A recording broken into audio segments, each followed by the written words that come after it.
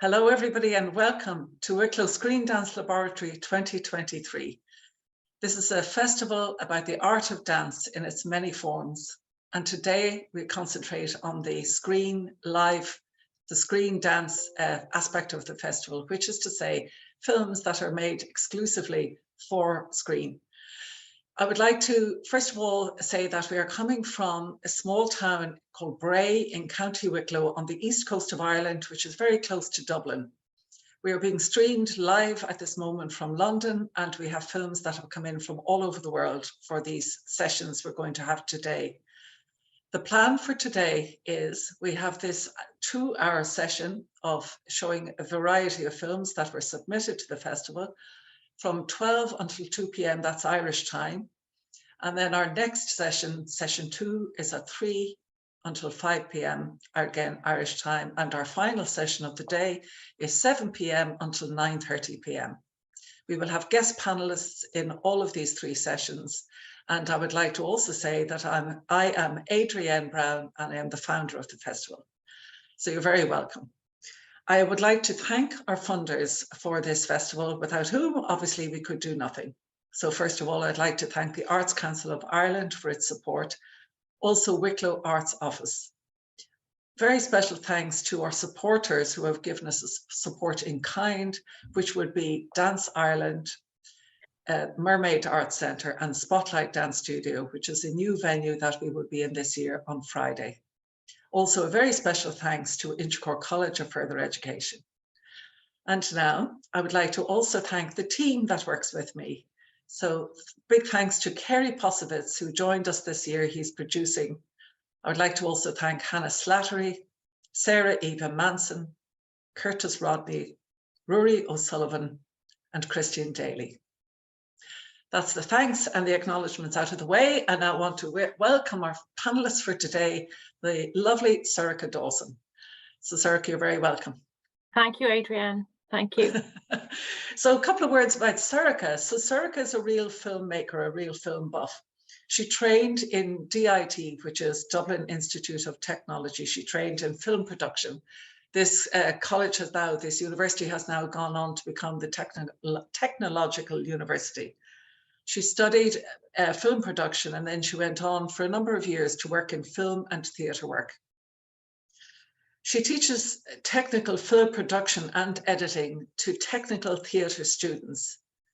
And she is also, and probably more importantly, she's a secret adult ballet student.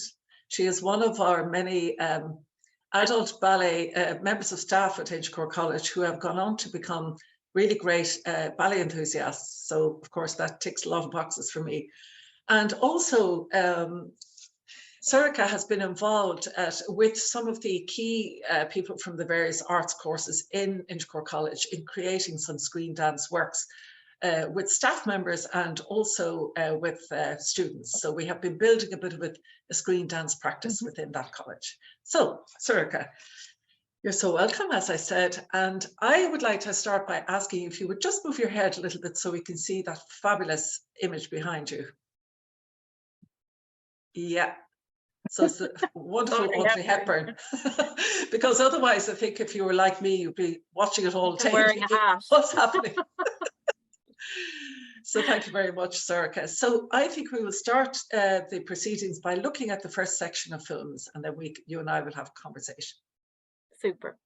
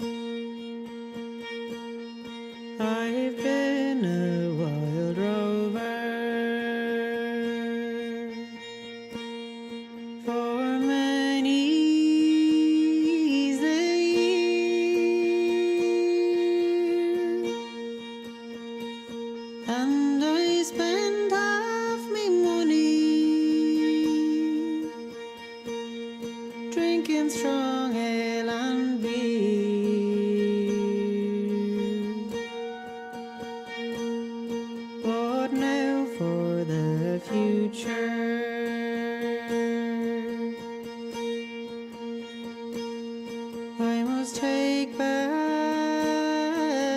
care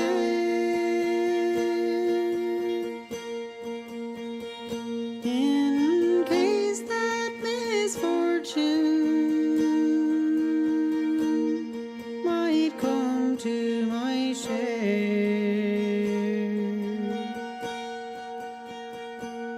While roving, I'll give it over.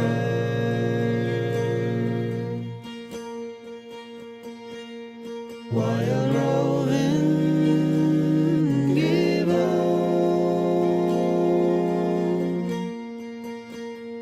and I never will be called while roving no more.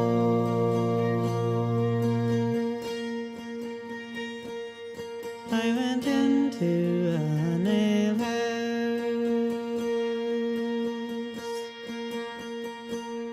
I used to resort,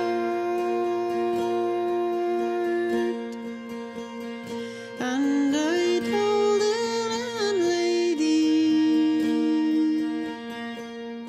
that my money was short.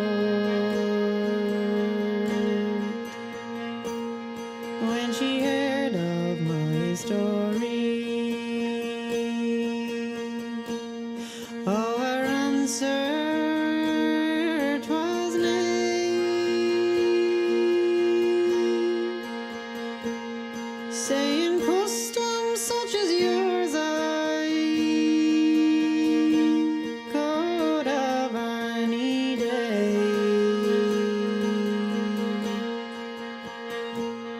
While roving, I'll give it over.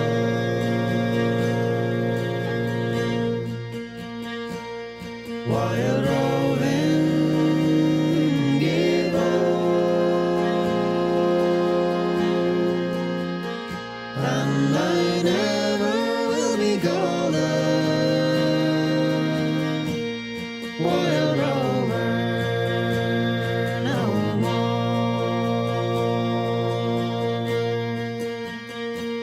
I put my hand in my pocket, some money to find, and I pulled out the full of my 2 fists 5 times. When she saw I had the money, and money galore, when she saw I had the money, well, she called me her star, saying I have the whiskey and wines of the best, and the words I had spoken, they were only in jest.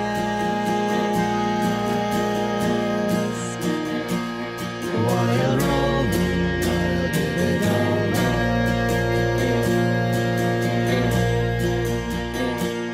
While roving, give all,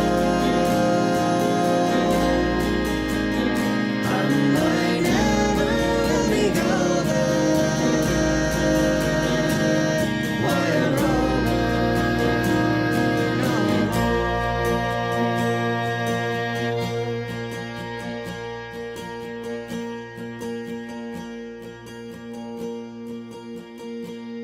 If I had half the money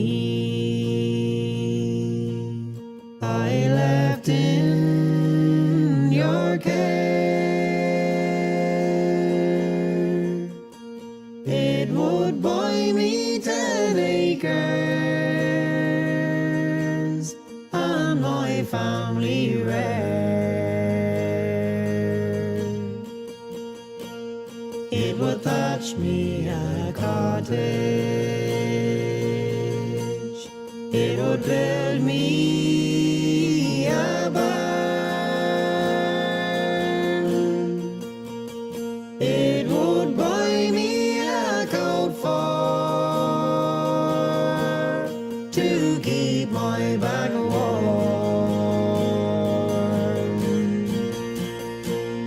While rolling, I'll give it over.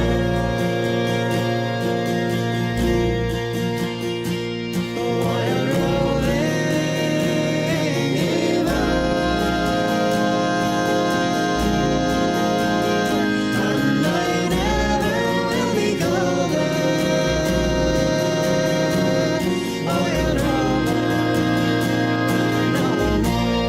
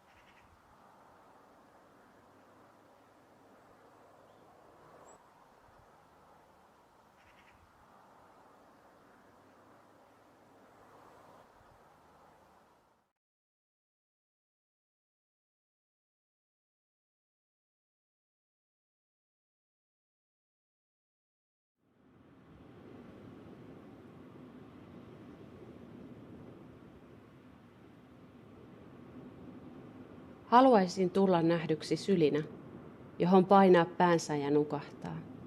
Tulla nähdyksi turvapaikkana, jossa on helppo hengittää ja maadoittua.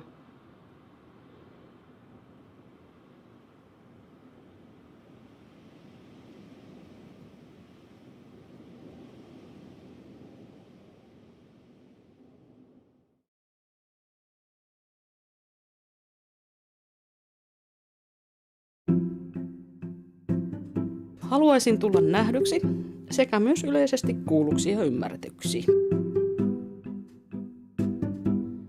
Haluaisin tulla nähdyksi kokonaisena ja oikein, niin kuin minuna itsenäni. Että ei vaan jonain koomikkona tai viihdyttäjänä, joka uskaltaa tehdä ihan mitä vaan kyllä mä ihan syvällisiäkin mietin ja on ujo ja arka.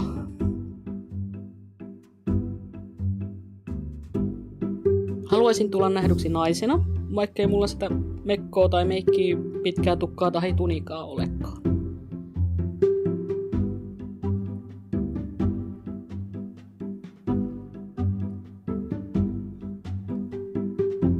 Haluaisin tulla nähdyksi kauniina ja haluttavana, semmoisena lämpöisenä, pehmeänä ja vähän halittavanakin. Ehdottomasti vaimomatskuna, jonkun vaimona tai puolisona. Semmoisten intohimon ja rakkausrunnojen kohteena, vähän vaaleanpunaisilla laseilla katsottuna.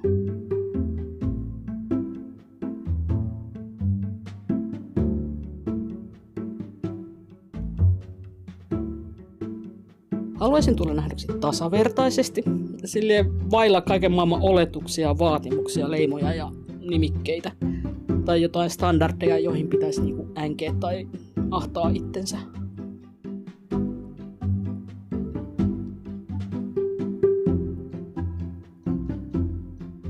Haluaisin tulla nähdyksi hämmästelemättä tai hämmästymättä, tuomitsematta, ilman kaiken maailman tai tönpäätteitä ja muunakin kuin marginaalina.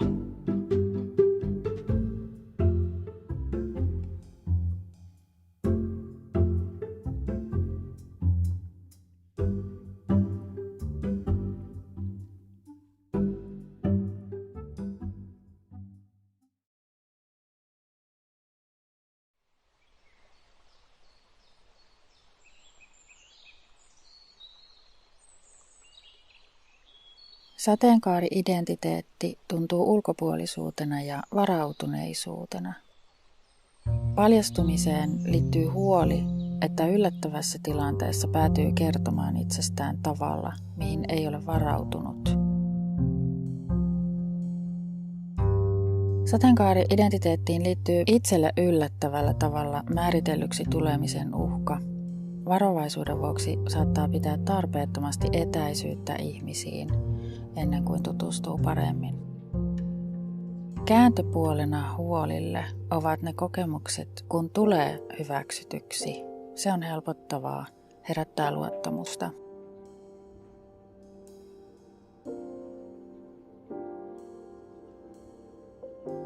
Itsetuntemuksen kannalta sateenkaari-identiteetin vahvistuessa vahvistuu myös luottamus siihen, että tiedän ja tunnen itseni.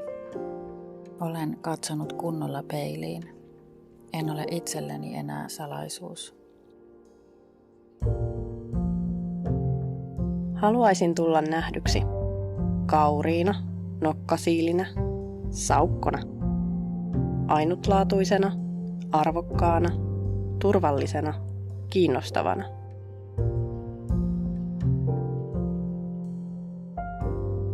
Vittuako minä siitä, miten ihmiset näkevät minut? Vittuako minä olen koskaan siitä välittänyt? Kuljen omia polkujani, teen omalla tavallani. Olen omanlaiseni, aivan sama sopiiko se muille. On olemassa rooleja, joissa en halua tulla nähdyksi. Yksi niistä on vammaisuus. Se ei kuulu muille. Se ei näy muille. Se on oma, yksityinen haavani. Minä pärjään sen kanssa ihan hyvin. En halua osanottoa, en halua epäilyjä, en halua spekulointia omia valintojani kohtaan. Haluan tulla nähdyksi pystyvänä, vahvana, omatoimisena.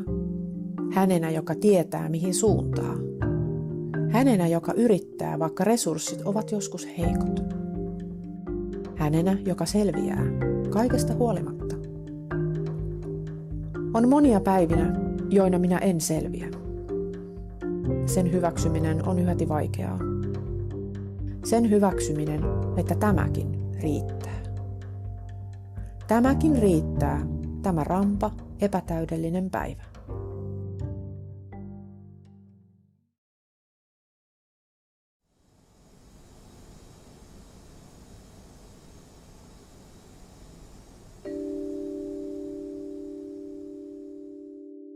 I want to be seen? Or do I?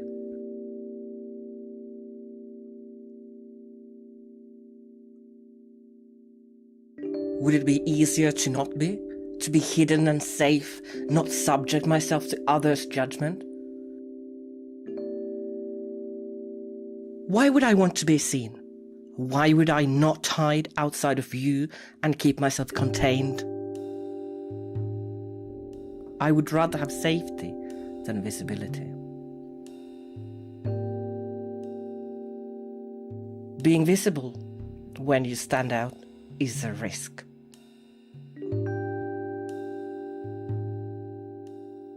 I'm a lot of things, but would I like to be seen? Begrudgingly, out of necessity, with the option to backtrack. I wish that could be real. I would like to be seen as how I am not. Employable, dependable, a safe investment for your time and attention. Safe, sane, normal. Put together, stylish, sleek, untouchable, out of your league, right swipeable, so intriguing you will start the conversation, threateningly beautiful.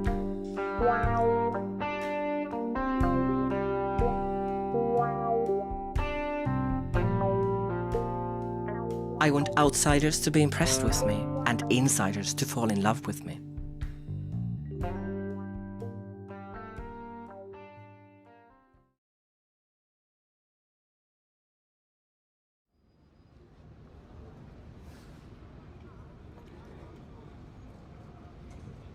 Haluaisin tulla nähdyksi sellaisena kuin oikeasti olen, enkä sellaisena kuin sinä luulet minun olevan. Haluaisin tulla nähdyksi jonain muunakin kuin reippaana, vaikka reipaskin minä olen. Haluaisin tulla nähdyksi yläasteen terveystiedon kirjassa koko aukeamalla, enkä vain luvun lopussa olevassa pikkulaatikossa. Haluaisin tulla nähdyksi työterveyshoitajan vastaanotolla, kampaajan tuolissa, sähköyhtiön edustajan puhelussa, korjausompelijan työhuoneessa, rekrytoijan kevennyksessä, kummitädin synttäripuhelussa, kaupan edessä olevan humalaisen miehen kommentissa, lentopallovalmentajan vitsissä ja työpaikan kahvihuoneessa silloin, kun minusta oletetaan jotakin, mikä ei ole totta.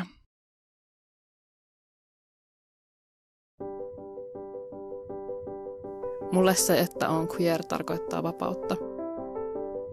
Sitä, ettei tarvitse välttämättä määritellä itseään, vaan voi tutkailla, olla vapaa ja liikkeessä, tehdä ja olla omalla tavalla.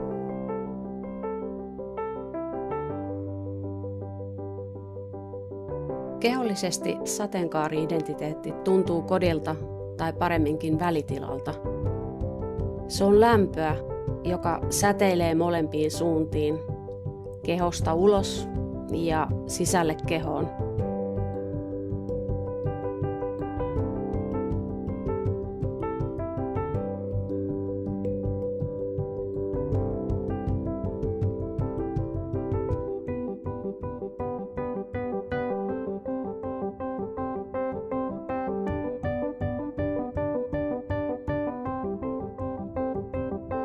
Haluaisin tulla nähdyksi queerinä.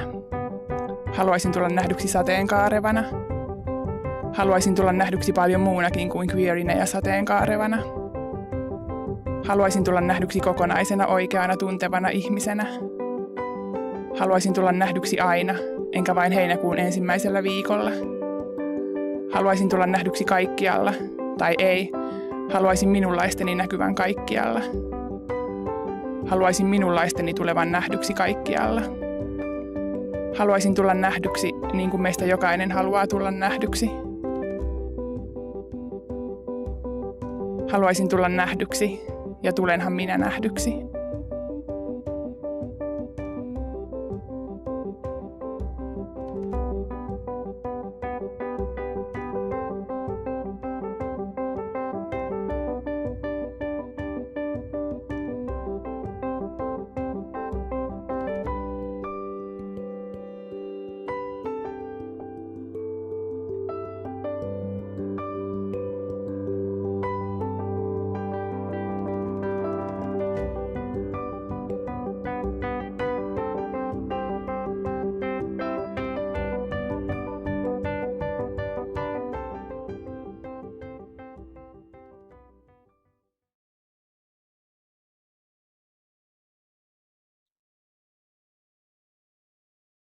So Sorcha, would you like to tell us a little bit about how you view screen dance, or I should also say that screen dance is just one name that's given to this art form. It's sometimes known as video dance, video performance, dance on film. It comes in many different denominations. But what do you think about screen dance? Thank you, Adrienne. Well, I suppose we've done a little bit of work on this with our students in Inchicore College and speaking to them about what is screen dance, because we have students who study dance and students who study film, and we try and bring them together to create something. So two elements that struck me about screen dance were, first of all, if we're thinking of a dance performance that we might attend or put on, the viewpoint of the audience member might be quite static. So maybe we're seated or maybe even standing looking at a dance. Whereas with screen dance, we can manipulate the viewpoint of the audience. So we can bring the camera like close up into somebody's eyes. We can bring it really, really far away, and we can do everything in between within the one piece or the one performance. And we'll see today, Adrienne, a number of these screen dance films where we've used drone photography, for example, to get a really bird's eye view of the performers. So another thing that you had said to me and we passed on to the students was that it's dance that can exist on film using all the parameters of film production, such as editing, lighting, camera movement, all together. So I think the extremities of what dance is might be expanded when we're thinking about screen dance and using the tools that we have as filmmakers to make something. Absolutely, yes. And sometimes I would also draw the comparison to if you have, say, for example, a dance piece on a theatre stage, you'd often film it for purposes of holding the work, being able to recreate it again. So it's a kind of a document. However, it's well known that when you film dance in that way, that you lose something. Some of the dynamic is lost and some of the detail is lost indeed. But on the opposite side, with screen dance or these film techniques, that does not happen. The camera can be, as you say, right in close to the dancer, the mover, becomes part of the duet of the choreography on the film. So it is quite a different kind of use of camera, really. It is a completely different medium from either dance or film, really, because in choreographing your dance piece, you're also including the camera within that thought process and within that rehearsal process. So as you said, if we were going to film a dance performance, we would have the dancers, we'd choreograph it and rehearse it, stage a performance, and then film that performance. But with screen dance, the camera is part of the consideration from the very start, isn't it? It is. So where the camera might be and what is the camera saying, and the camera really can bring the audience as close or as far away from the dancers as you would like. And one word that has struck me in viewing these films today is intimate. And where you have a live performance, there's an intimacy in being in the same room at the same time. And that can be recreated in a different way by using your camera and using your camera techniques. Because of course, if you're making a screen dance film, your audience isn't there. Your audience is here today where we are. Your audience isn't there on the day when your performers are performing, but your camera takes the place of the audience. That is absolutely astoundingly true, Sorcha. Yes, thank you for that one. And you and I were having some conversations in advance of our meeting today about, there are, of course, aspects of dance performance, live dance performance, where the audience is mobile. It could be an installation where the audience is immersed within an experience of dance, or the audience may be perambulating through a particular space. And also we have site-specific choreography where dance takes place with an audience, usually in some location outside of a theatre. But nevertheless, these still do not offer the same facilities that the camera and the film does, because as we will be discussing as we go through our session today, there are other aspects that are coming in, such as spoken word or parts of the choreography that happen in the editing room, for example. So the editor, when one is in the editing process, one can do things that create a choreography all of its own. Yeah, I think editing is a really key factor in the production of screen dance, because we can juxtapose two different shots together right next to each other. And that's not something that you can do with a live performance, because your audience is in one place. We can't lift them up and bring them to the beach and then lift them up and bring them back. Whereas we can do that with the edit. And it's a really powerful way to bring kind of story or emotion or movement to your screen dance film. And I think you used the word expansion earlier, and it's often said that screen dance is expanded choreography, that it is the desire to express through movement of the body can expand through this medium. And also the fact that for very many people who are making screen dance works, they're doing it on their phone or on their device. They're not necessarily people who are trained in any kind of film work. They might want to do that, but so it has that very immediate lived experience to it as well. And we can see in some cases with the films across this festival and other festivals in previous years, we can see the difference between somebody working with a handheld camera and somebody who has a kind of a production element and maybe a budget behind them as well. Yes, of course. And it's really nice to see that variety in production methods, and maybe we could say production budgets as well, because if you have a phone, you can make a screen dance film, you know, and if you just need an idea and go do it, you know, and you can edit it and do lots of things without having a huge crew and funding and studio time and all of that behind you. And it's really nice to see a whole range in between of those types of films, and it makes it very accessible for people, doesn't it, as well, you know? Yes indeed, for sure. And so let's have a little look at the films we have just seen. Sorcha, what are your responses to them? Well, I thought they were really fascinating, both of them. If we'd like to start with A Ladder in the Headlights by Michael McAvoy, I know you said he's going to be performing at the festival as well. I thought this was a really interesting piece.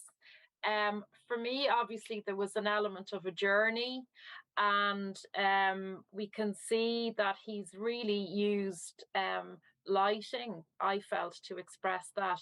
At the start, it was very dark and it was very in an enclosed space, quite gloomy and atmospheric, and the camera gets in really, really close, and there's an almost grainy look to it. And then by the end of the film, he's out in the open and it's daylight, and you'd almost feel like he's beginning to breathe. There was like a kind of claustrophobic element to it at the start in the room, and it was really, really interesting. I liked that it was quite straightforward in terms of production. There was one room, one performer, the focus was on him all the time. There was maybe one light, and the use of lighting was really, really creative. I thought it was excellent. It was very effective, wasn't it? Yeah, definitely. I found there was great physicality in his performance as well. Very physical dancer, and that sometimes is to come across on screen as very physical, very kinetic is a lovely thing, and I felt that he really had that. Yes. Yeah, and the use of camera was really creative in that. You know, we saw him from lots of different angles, and they were cut together, and there was real thought in how it was filmed and how it was put together, and together with the soundtrack, of course, it was really effective. Yeah. Yes, it was.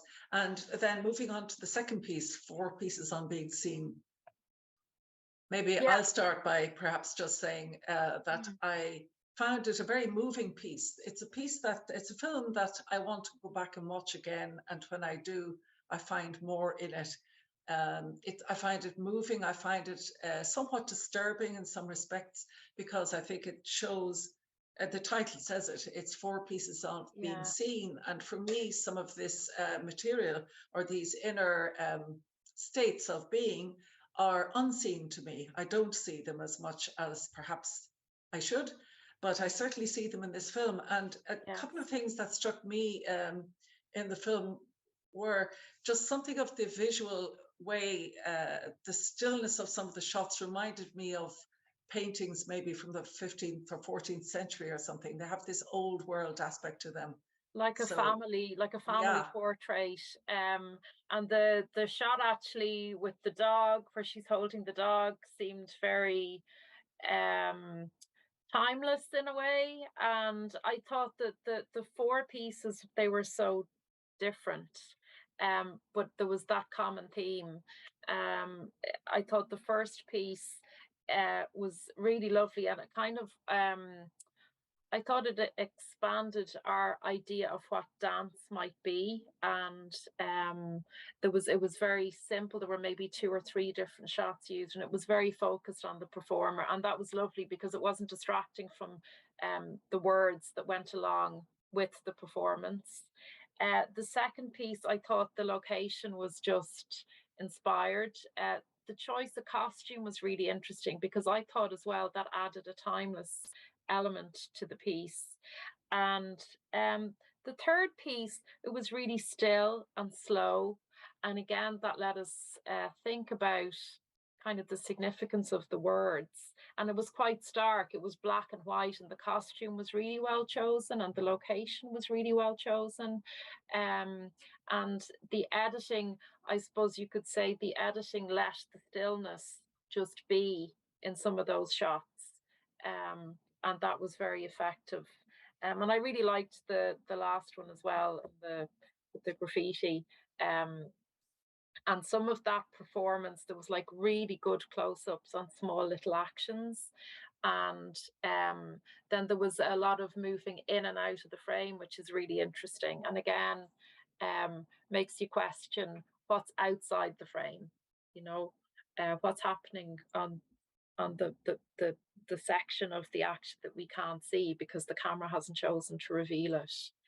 So the 4 of them were lovely, and I liked the shots at the top and the tail, if you like, where they were then actually all unified together.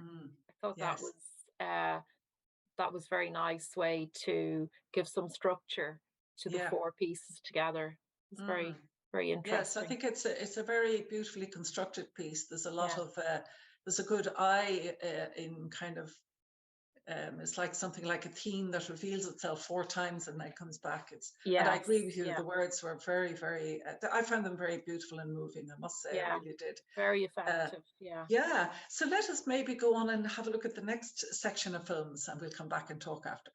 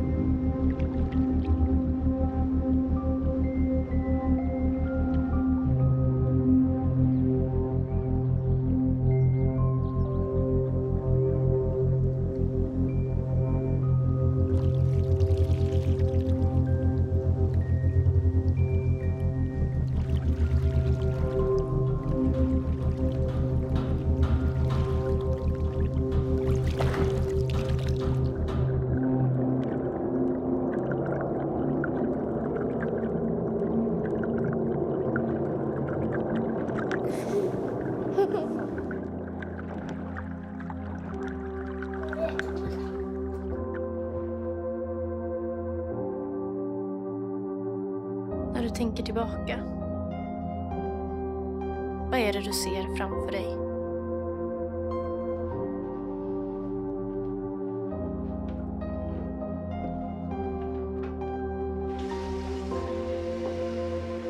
Minns du maten du kletade av på byxorna?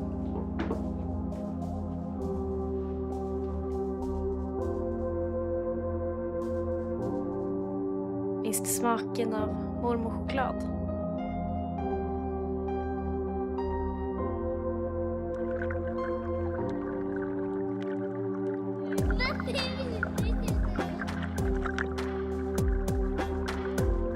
Minns du skumflaskorna med bubbelgumssmak framför familjen McKeon?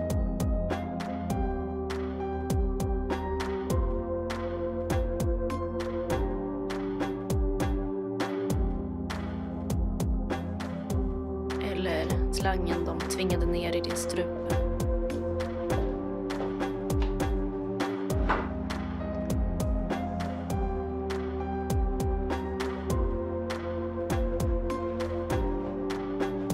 Din ludna hud,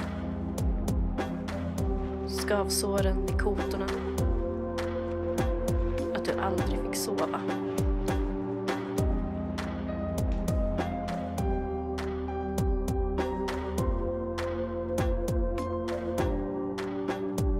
Minns du tusenskönorna, pissmyrorna, maneterna? Rostiga vattentunnorna du lekte vid.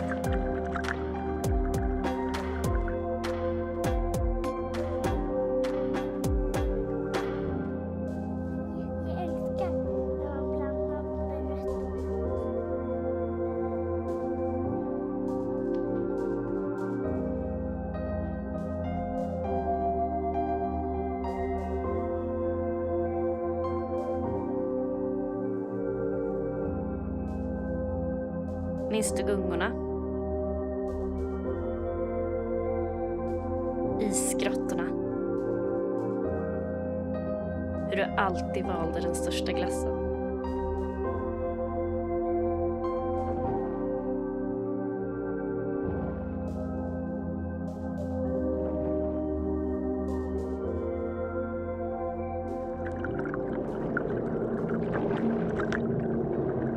Jag minns dig.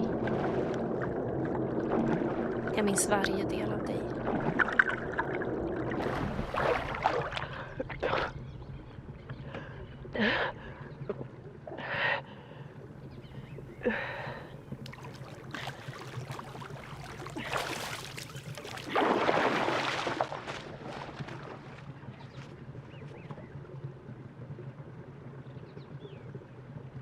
Jag minns dig.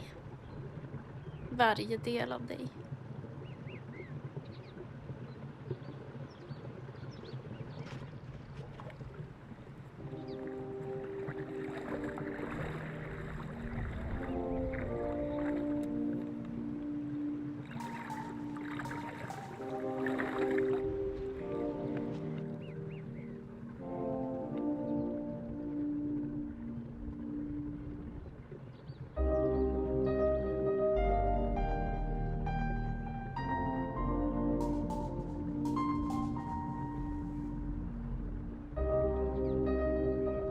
Jag älskar dig.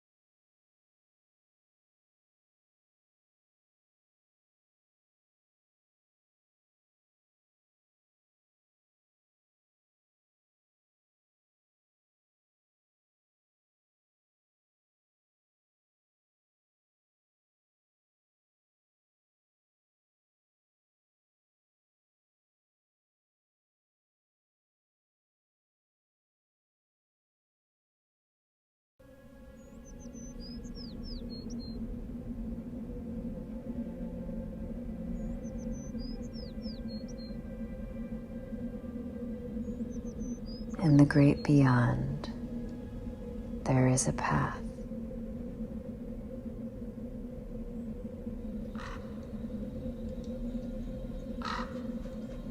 I have not seen it. I have not found it. I have not.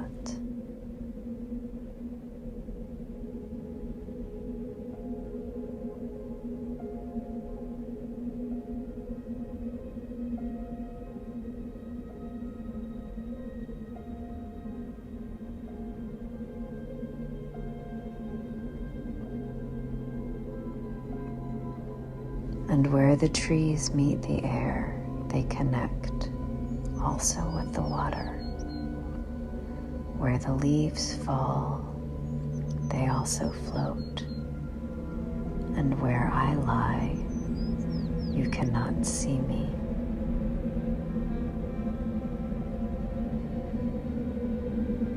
You cannot.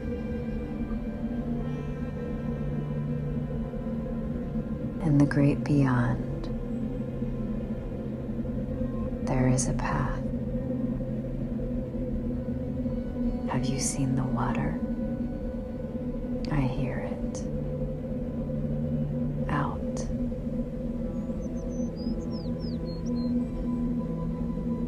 Beyond.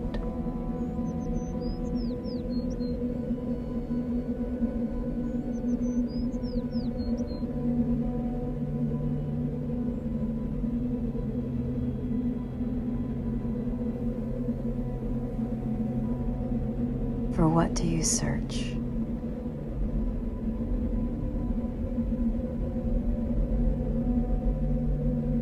Can you feel the beating heart of the corners?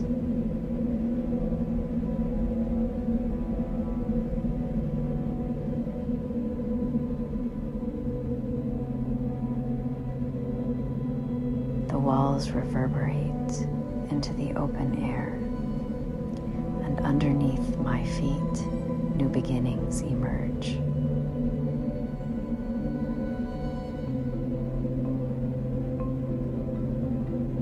Hidden in the shadows of the past, they beckon to me from within their soft, shining shells.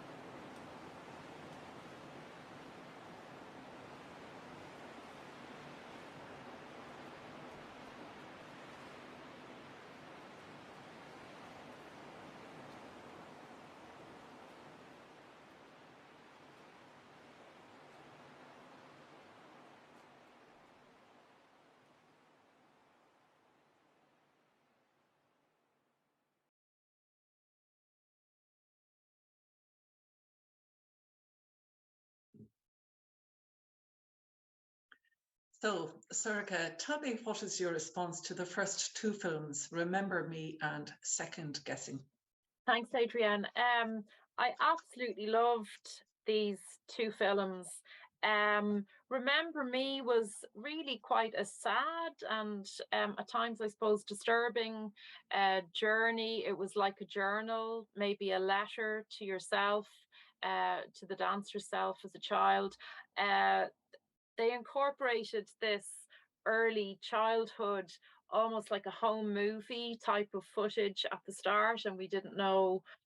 I didn't know, was this maybe actual footage of the dancer as a child, but no, it was part of the movie and part of an exploration of this kind of interior self of the dancer.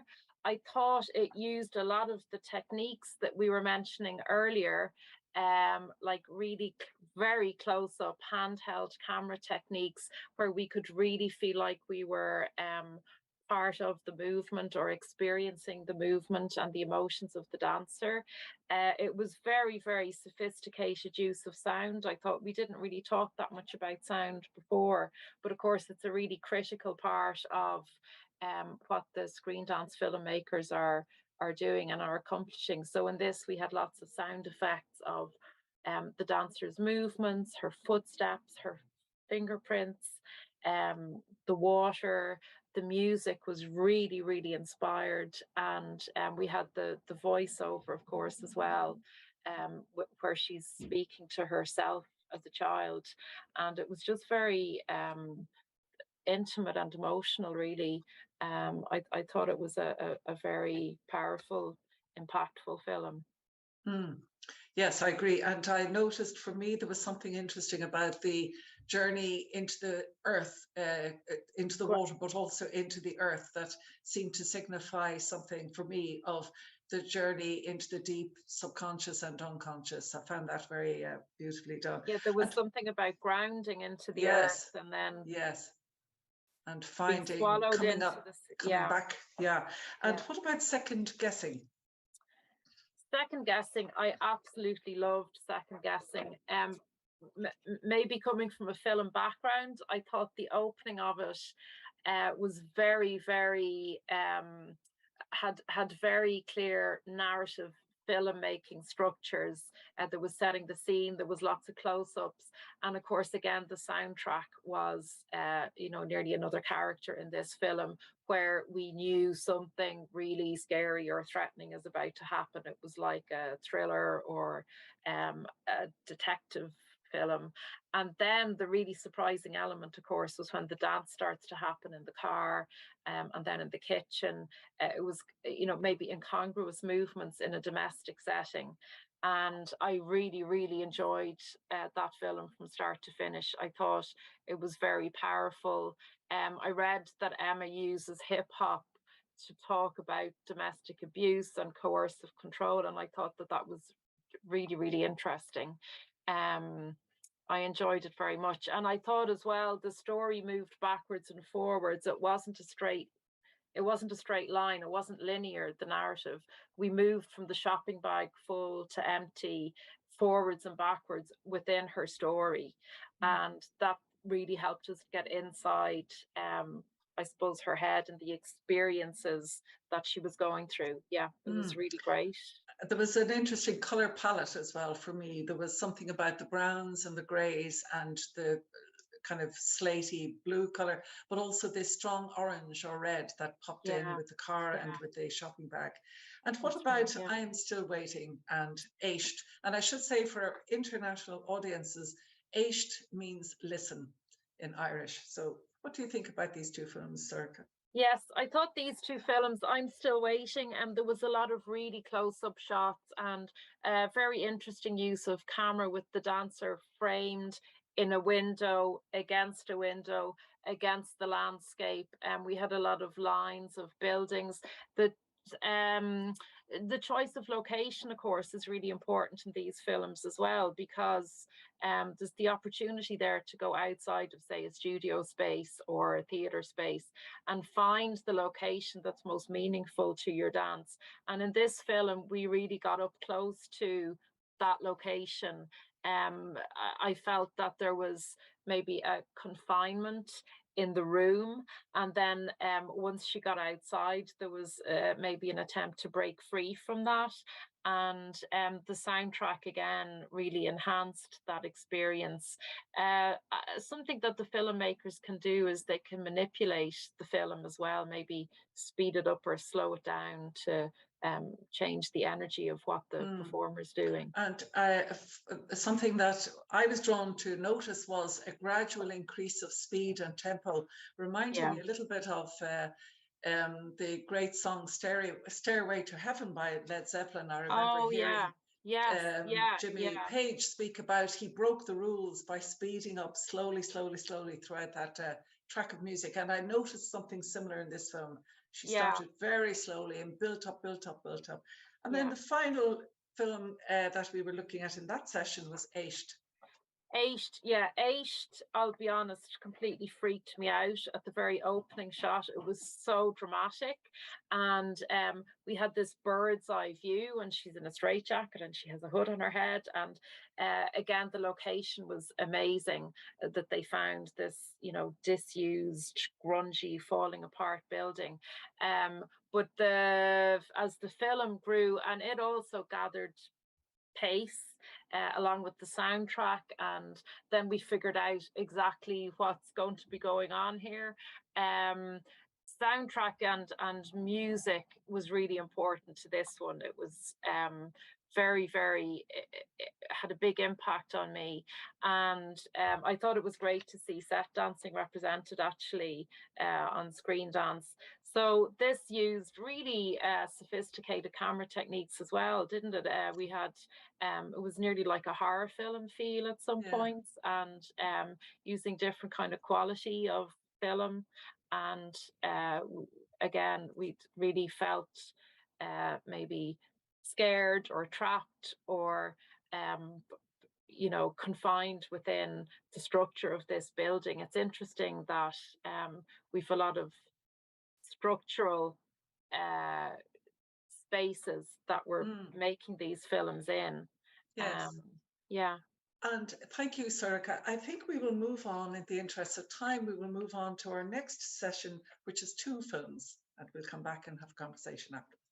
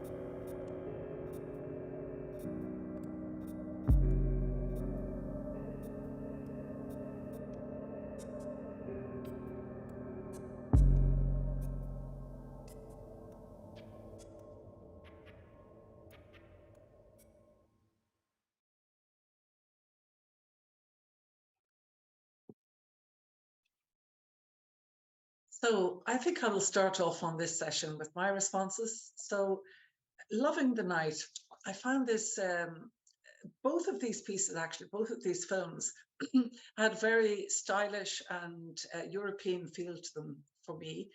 The first one, Loving the Night, I found the color of the costumes and the movement of the dancers juxtaposed against this dark underground car park and then inside in the car.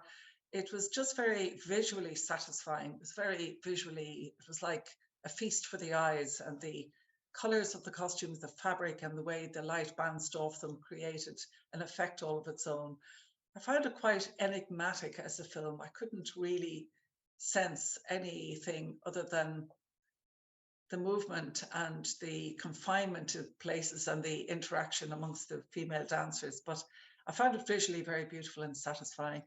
And then the second film, which was The Occurrence of Colours by Night, I found that also similarly visually very beautiful and very satisfying, with again beautiful costumes, stark lighting. But what I noticed most of all was the juxtaposition between what I thought originally was two dancers, and then I found out it was one dancer. The character that was portrayed in the movement they were quite different, and I found that very beautiful.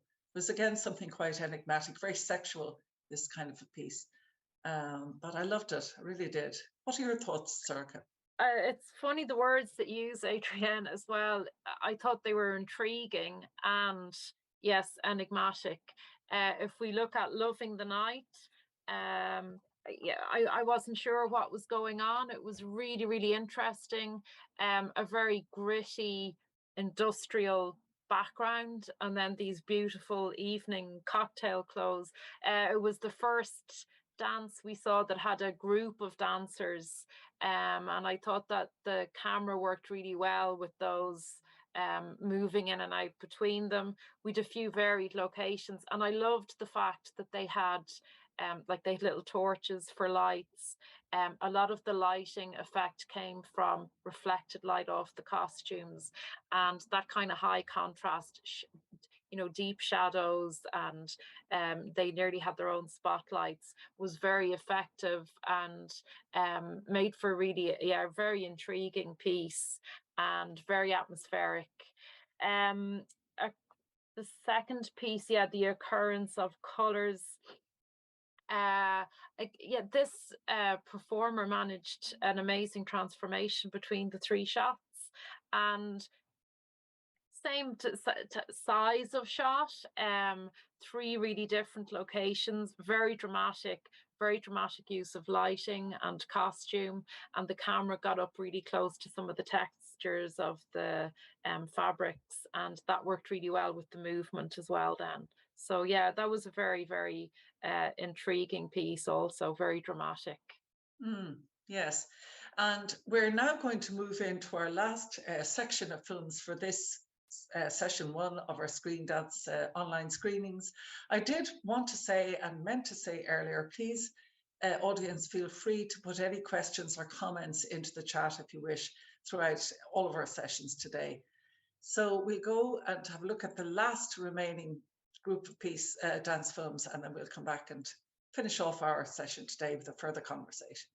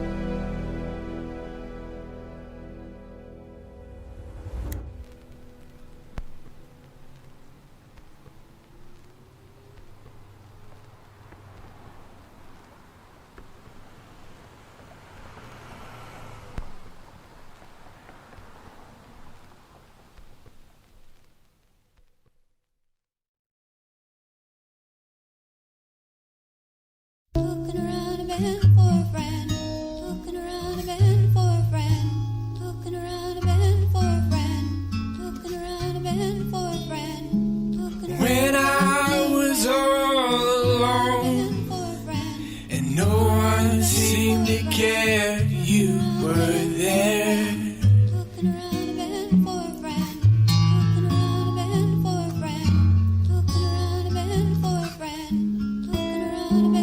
When I felt like all hope was gone and I was drowning in despair, you would say to me, have faith in me. shield you from the winds of life that will drag you down, that will drag you down. When others say it can't be done, I will whisper in your ear, have faith in me and I'll carry you through. When life seems more than you can bear, I will carry you on the wings of an eagle to a safe place we can share, to a safe place we can share. I deeply care for you, and I always will be there for you. You need to have faith in me, faith in me, faith in me.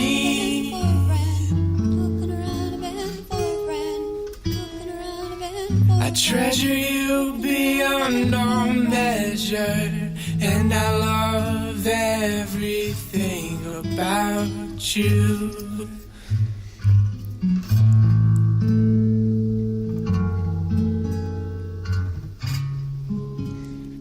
I am steadfast and my heart is wrapped around you.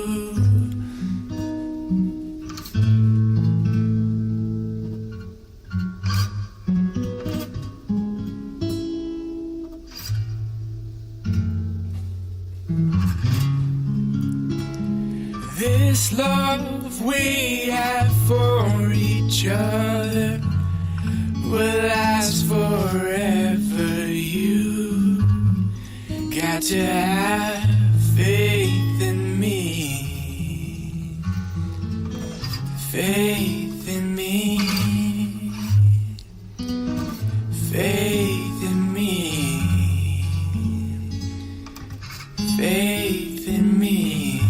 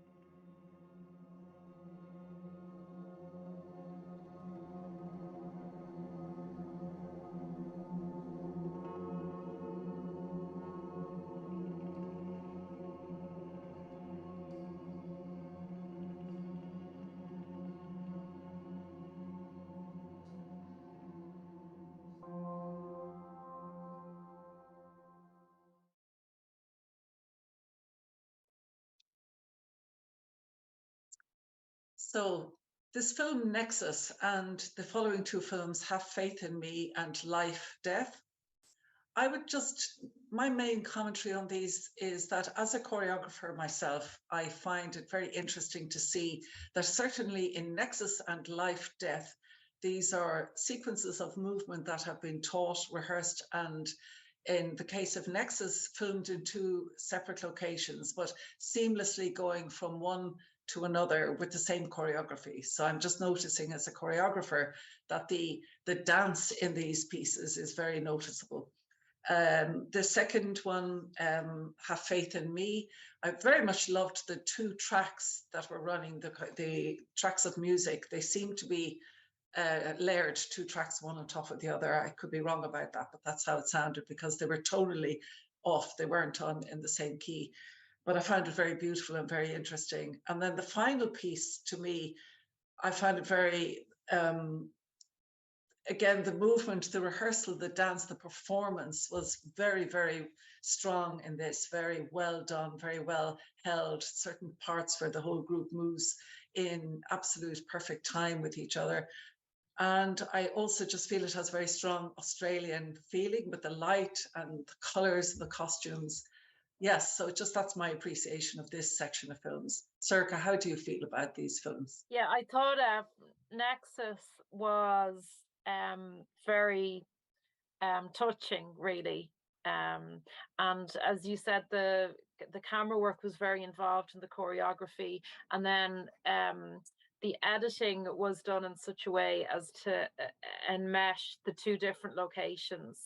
And I just thought it was really beautifully filmed, and it was really nicely edited. And there was this kind of slight flashback feel to it. The second film, which was Have Faith in Me, wasn't it? Yeah, Have Faith in Me. That was filmed in different locations. It wasn't the same dance, it wasn't the same dancers, but it did have this really intriguing soundtrack. And I thought the tempo of the film was slowed down to maybe enhance the continuity between the different locations. And if you look closely at the editing, there was what you would call a match cut on movement or on shapes that were being made within the frame. And I also thought that the choice of location and costume was very sympathetic. So if we looked at the background and the dancers in the foreground and their costumes, they were very, very well put together. And then the last piece, Live Death, was, yeah, amazing. Again, it was dancers in formation, and the camera work was just, cinematography was absolutely beautiful and spot on and very dramatic, with this really high angle drone piece. I said it nearly looked like a macro shot of little insects on a piece of ground. I loved the fact that the earth, they got covered in earth and clay on their costumes. And it was very moving. I guess there's almost an apocalyptic feel to it, maybe with the landscape and the dryness, but I guess an environmental message at the end of it. So thanks, Adrienne. They were really special films to look at today. Well, thank you very much, Sorcha. It's been really great to get your input and to have this conversation. And also, I just want to thank the artists really sincerely for all three of the sessions. These are, a lot of the time, the work is rather lonely, stuck away, editing, going through all your reels over and over and over again, trying to make something work. And it really is such a gift that these items land into our festival here. And I celebrate the work of the artists, the dancers, the performers, all of the production people. And to say, once again, I thank you so much, Sorcha Dawson. It has been really lovely to have you here. And I'm sure we'll continue these conversations again in the future. And then to say for the audience, we will be closing down this session now, and we will be returning again in an hour's time for the second session. Thank you, Sorcha.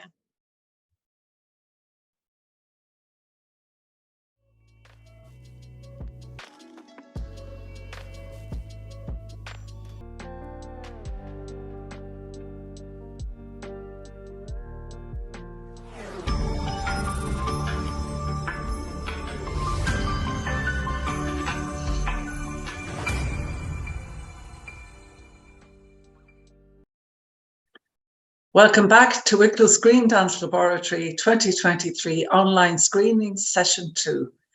We are broadcasting from Bray, County Wicklow in the east of Ireland, close to Dublin. We are being streamed live from London, and we have an audience from all over the world and films submitted to this festival from all over the world. Thank you so much for being with us. Just in case I forget to say it, anybody who's coming in to watch, please come into the chat, express your opinions, ask questions, make comments, ask questions to the panelist, Colin or myself.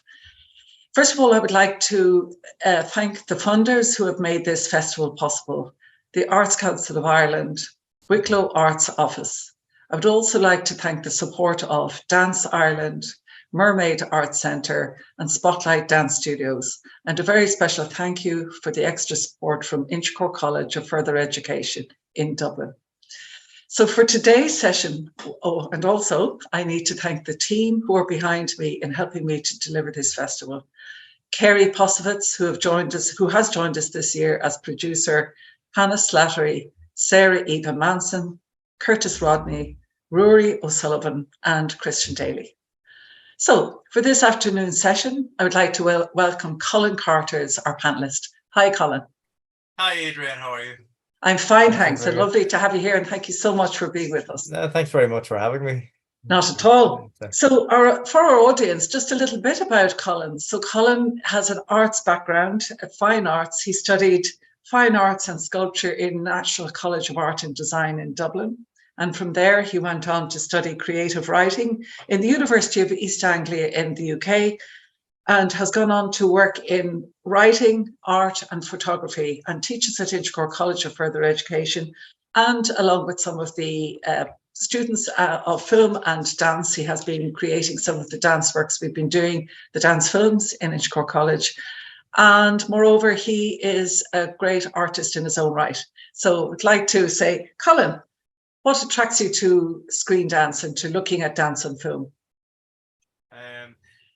Yeah, I think it was sort of a new medium. Like I would never really experience it sort of, I think through yourself, like, you know, talking about it and then looking at things. I was really drawn to the medium of just watching people trying to express on film without dialogue in some cases, and just how the movement and then the setting and how stories evolve. Like I'm drawn to stories, but I'm also drawn to sort of like the visual side of like I think of paintings, I think of sculpture, I think of, like, I suppose, a history of art as well, how that feeds into dance. So it's a new medium for me over the past maybe 5-6 years, and yeah. I think it's wonderful. Yeah, absolutely. And so as we look at this afternoon's, or this, I should say, today's films, because we're in different time zones around the world, I'm sure. But I wanted to say that's very relevant, what you were just saying there, Colin, because these 3 films, we have only 3 films in our session today. And in some respect, I've put them all together because they are, I believe they're connected in narrative storytelling devices. So this is why I would have called this session Opera, Novel and Codes. And we will see, we're going to look at the first 2 films, and then we're going to have, Colin and I will have a conversation about those 2 films. And then we will go on to look at the final film, which is a long film. And then we will come back and have a conversation about that when that's finished. And just as a small heads up for everybody here, we will probably go over time by about 10 minutes. So this session might run on until 10 minutes past the hour. So yes, the whole thing of telling stories, form, and how the language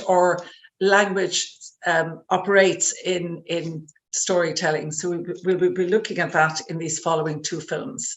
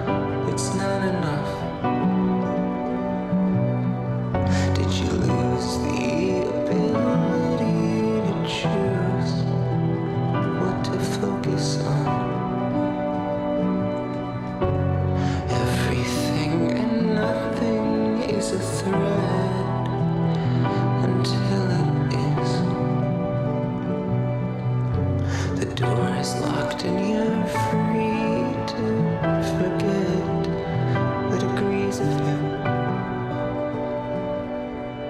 It's tired old narrative, but it's the only language they speak. It's hard to be surprised when they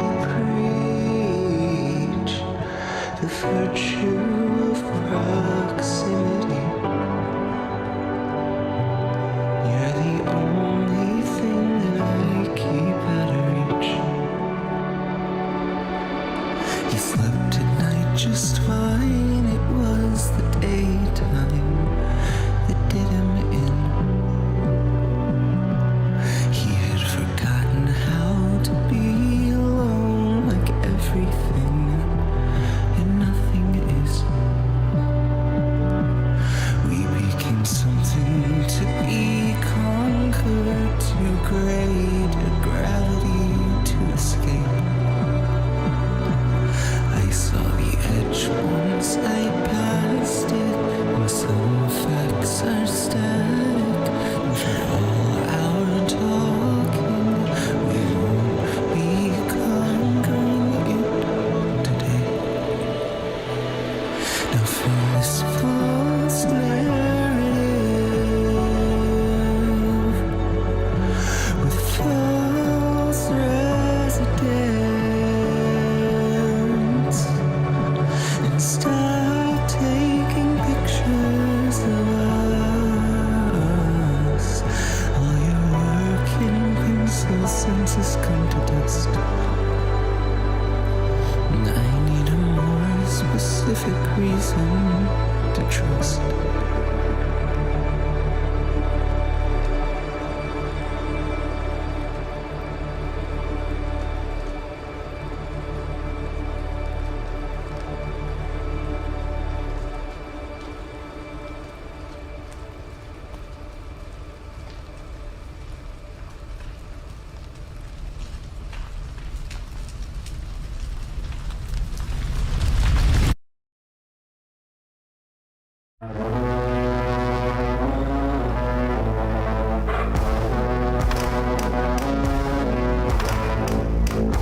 You're screaming again from the eyes of the listener.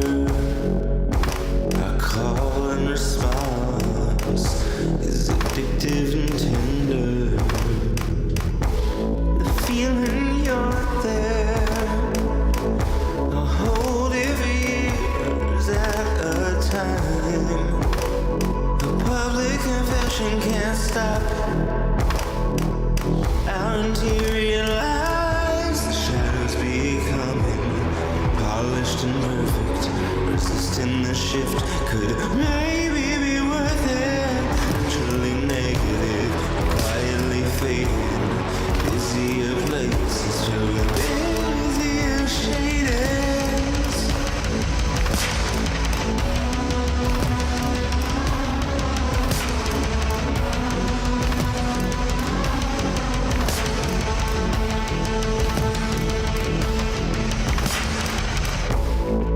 Crystal stories of self when your heart stops beating.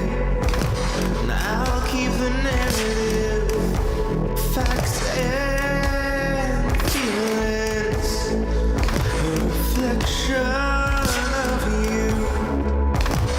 Zeros and ones squirreled away for a feast that never comes. The shadows becoming polished and perfect, resisting your shit could maybe be worth it. Truly negative, quietly fading, busier places filled with busier shadings. So the facts are there, where the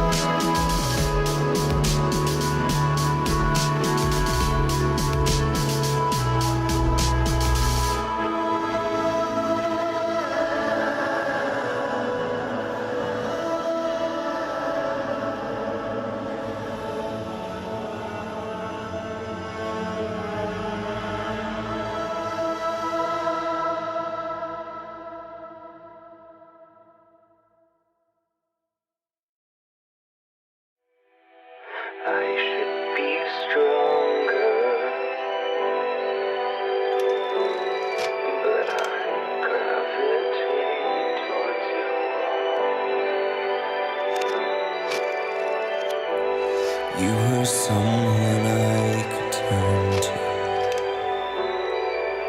in our early days before I knew my blood ran because of you. But now that I know it runs from you, I should be stronger. After 8 months and some,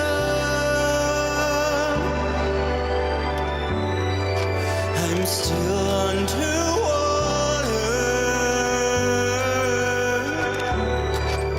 I still hear your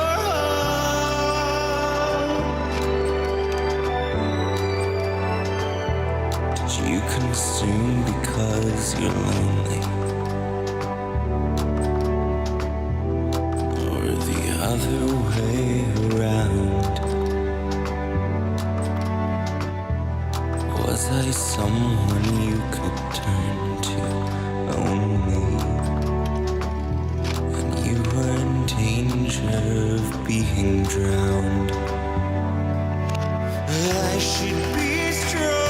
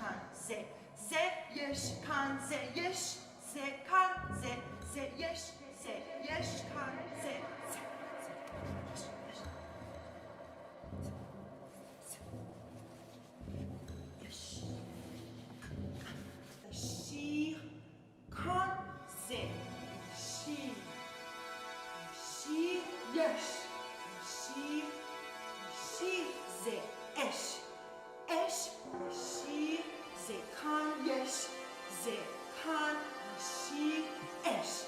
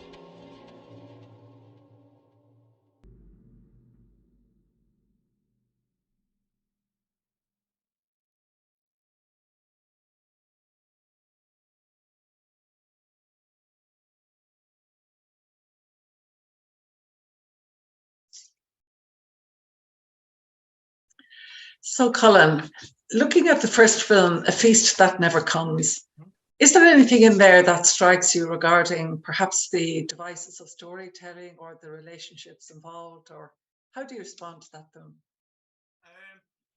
Yeah, no, absolutely. I think the way the story is filmed and shot, like even like it's got the two elements going on there with the songwriting, the songs and the words, and you know, I find myself, as I was probably telling you earlier, that watching as well as listening, I find myself midway through wanting to see the words. It felt I was building something out, so I wanted to read it as well in the way that I was imagining a story, you know, from reading a book or something. So I was pulling the words up and trying to align that alongside it, and just trying. I find myself moving in different places, actually, just being able to follow it visually of how the dancers were, or also how they felt like actors within the story as well, like their movements were that of dancers, but there was also enough of the story and the way it was put together, that it felt like I was watching a drama.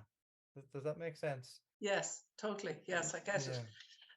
And in some ways, that's why I made the comparison with the libretto in an opera, that the libretto is supplied as part of the music in an opera so that the drama can be understood.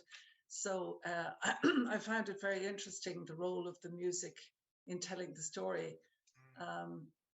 And do you feel that that worked, or is there something else that was helping you to see the story unfold in some way? Yeah, I suppose I was very aware of the music. I was very aware of the songs. It felt very much like songs, and maybe that's where I wanted to see the words, as to what the words were. So, and it feels like the music came first, the words came first, and then this how you would film that, almost like a video, like a film, like a music video that sort of like sat in alongside that, rather than the music. Like it was, I think that seemed to be the way it worked around, rather than the film and dance happening first and then trying to find music.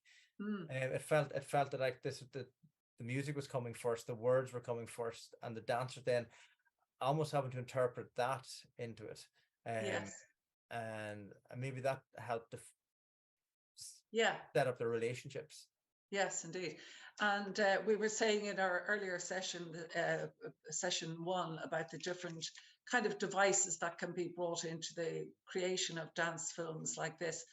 But I think it's interesting, and that's one of the reasons why, for me, this session is very much about some of the dominant features of that are not necessarily coming from dance, but coming from the words of the songs. But it's not in any way to suggest that the dance or the movement is not very physical and very engaging, because it certainly was in this film.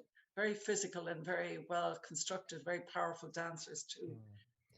Yeah, I think as well, actually, a third element, or maybe a second, I'm not sure which, of dance within this here, it was the way it was edited. Like there was actually, you could see possibly the way it was filmed was one thing, the dancers doing one thing, the filming and the camera's eye capturing one thing, but how it was edited together, and just I thought if the fluidity between movements and gestures was sort of like, there was at times actually, it synchronized beautifully, and I noticed how it opened a different space to allow you to step into and go, oh, this, it didn't flow in a good way, like actually these sort of things. I was like, and maybe there was a different image that sort of popped into my head in the visual where I wanted it to go. Yes, there was that kind of staccato edit where suddenly something would suddenly change, and we'd see something very possibly quite up close and very strong. Yeah, it was interesting. It had a rhythm in a way, it brought in a rhythm. And the overlaying as well, where there was actually ghostly figures that were sort of there, it was like occupying the same space, but at different times, perhaps. Yeah, absolutely. And then we might move on to the second. Apologies, my screen is jumping slightly. It may stop, hopefully. Okay, Yes, I think it has. Dance. So let's move on and talk about the second film, Inked. So obviously there was a lot of use of symbol and sound. And how did you respond to that film, Colin? Yeah, I really liked it, because I suppose I don't have a dance background, but I loved the there was a language going on there, and it was trying to define itself, and you could see that the dancer trying to define through the sounds and through the choreography. There were certain sounds like I think I wrote them down. It was like yesh, je, han, esh, she, but they actually seemed to coincide specifically with movements. So I was thinking very much in that term of the musicality, like this coding. There was music at play within the body, and the body trying to do things, and it was so I found myself trying to understand the code that was there. It's like, okay, what's this mean? And I suppose like phonetics or how sounds are made, and we create all language out of that, you know, and you see that across, you know, different things that people like breathing or meditating or any sort of movement. Like when I stand up, it's like usually associated with a grunt or you know, so there's maybe a part of that within, you know, I recognize within that dance as well. Yes, I think you've really hit the nail on the head there about the trying to understand the code. And just to add something maybe into this, I will just read the words that the film author sent along with this film. It may help us to understand a little bit. So if you, so she says, in order to create something new from existing object, you need to disassemble it, deconstruct it, and then try to create something new. Each new is the end of something old. The disassembled parts of the letters of the Hebrew are separate letters. Shin is the 2 sign in the Hebrew alphabet. It consists of 3 symmetrical lines leading upwards. In Shin represents the number 300. The decomposition of its namesake, Shin, sorry, there's some words falling off the page there, but it's comes to something like Yod Nun, 50, gives the geometric meaning of 360, denoting 360, a complete cycle and a complete circle. And another meaning, Shin, means a lie.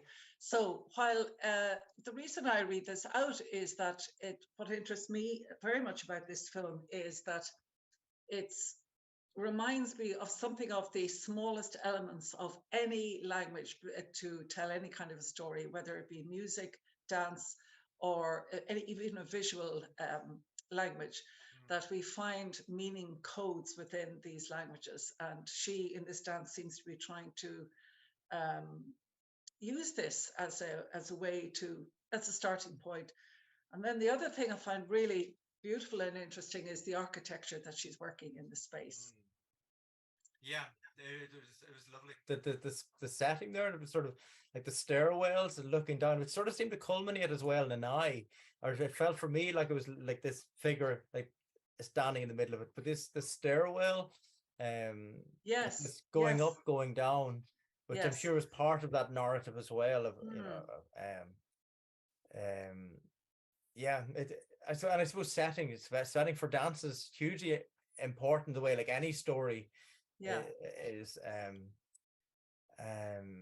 like it's funny, like I was really drawn as well to the colors within the dance, you know. I was thinking of like how it changed the yellow, and I don't know if there's any specific meaning within the yellow of how you know, is it just an accidental thing, or does it have some resonance as well? Like I was sort of thinking of like a performance here by an Irish artist, Amanda Coogan, who did a 5-hour durational performance, an ongoing thing, and it was based about the Magdalene laundries, but she just spent 5 hours just washing this dress, this extended dress, like, you know, a super sort of like wedding dress type thing, but it's the same coloration of this, and it was just all about exertion and movement and sounds of what she was doing, in the same echoing maybe what this dancer was doing, like how her sounds that have been created.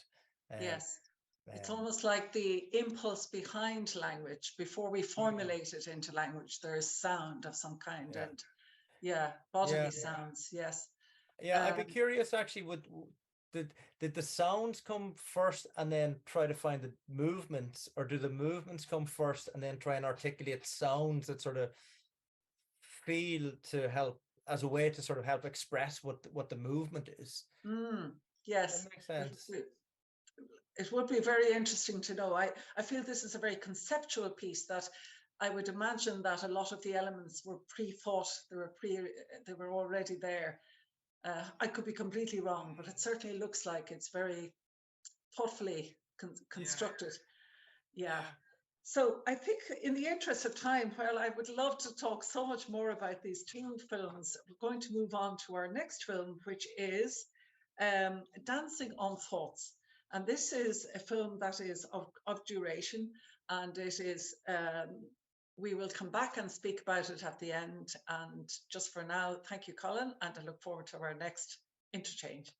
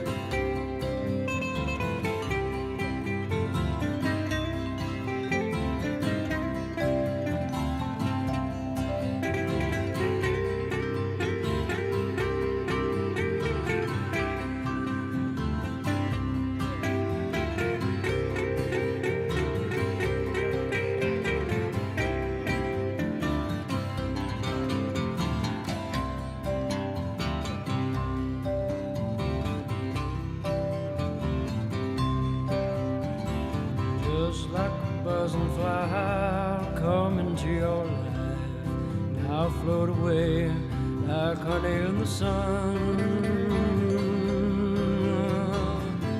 Was it right or wrong? I couldn't sing that song anyway. Oh, but darling, now I remember how the sun shone down and how it warmed your pretty smile when all the love was there. You're the one I talk about, you're the one I think about everywhere I go. But sometimes, honey, in the morning, Lord, I miss you so.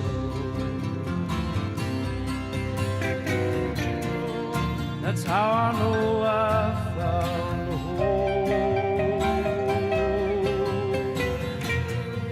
That's how I know I found a home. Oh, hear the mountains singing, Lord, I can feel it ringing, darling, out your name. Tell me if you know just how that river flows down to the sea, how I want to go. Everything about you, I want to know.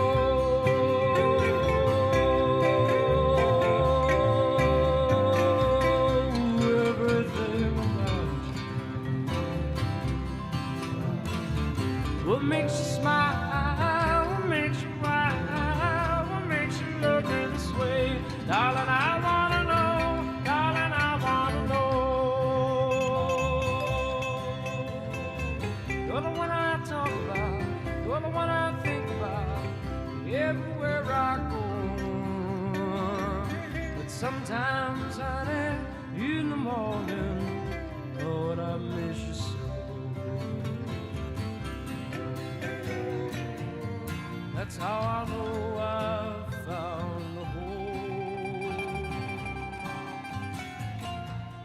That's how I know I've found a home. Walking hand in hand all along the sand, a seabird knew your name. And your love is growing, Lord, I think I know it's flowing.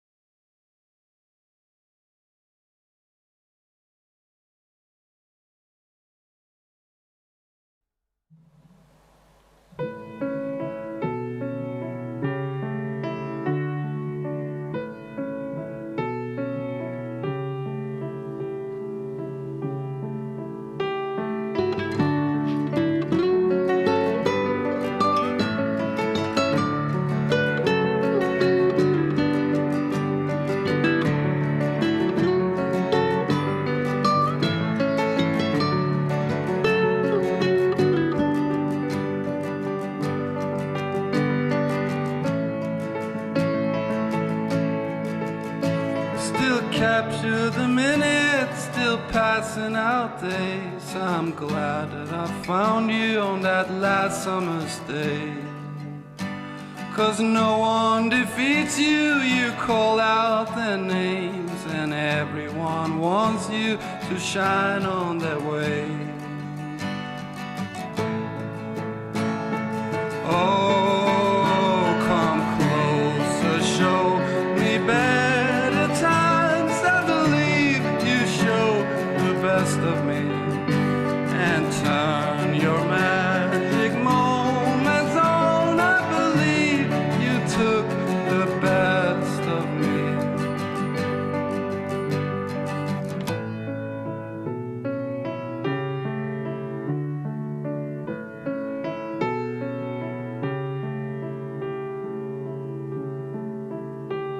You blow out the winter, you blow out the spring, and you tease the wild autumn with lilies of green. And you make me believe that my life have been blessed, and you show me the days my life will protect. Oh, come closer, show me better time. I believe you took the best of me, and turn your magic moments on. I believe they show the best of me.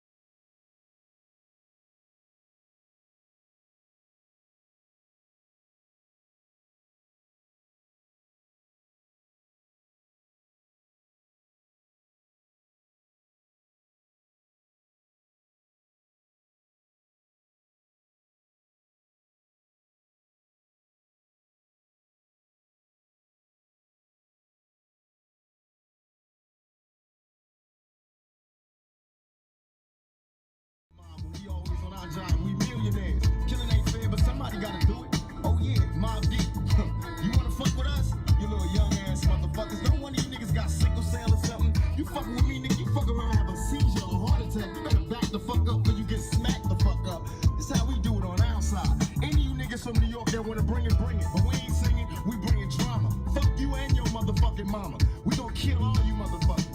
Now when I came out, I told you it was just about Biggie. That everybody had to open their mouth with a motherfucker appeal. Well, this how we gonna do this.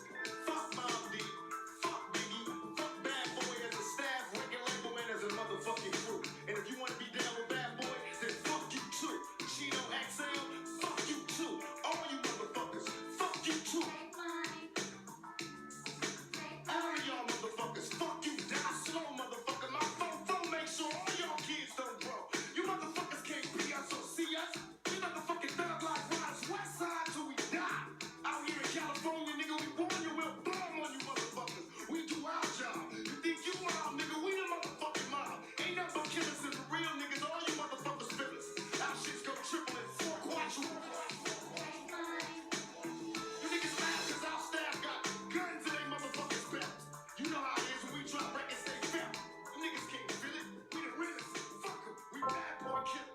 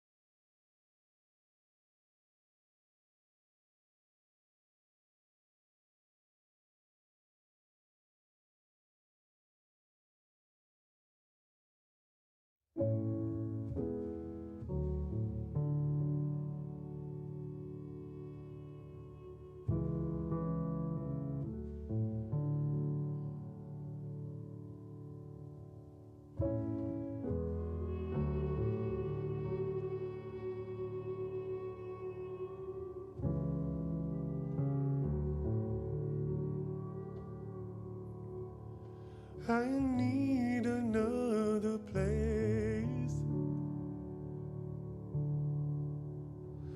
Will there be peace? I need another world. This one's nearly gone. Still have too many dreams. Never seen the light. I need another world, a place where I can go. I'm gonna miss the sea. I'm gonna miss the snow. I'm gonna miss the bees. I miss the things that grow. I'm gonna miss the trees. the sound.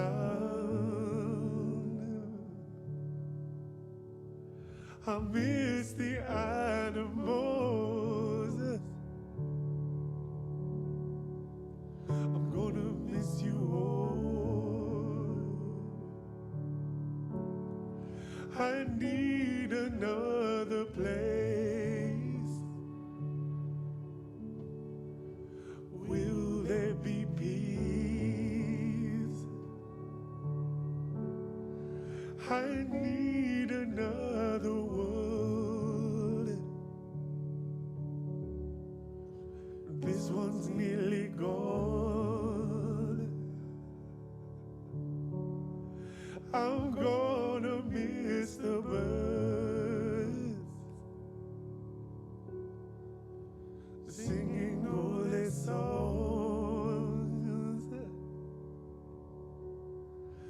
I'm gonna miss the wind been kissing me so long. Whoa. Another world,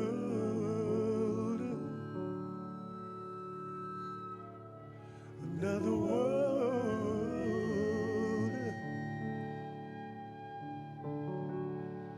another world,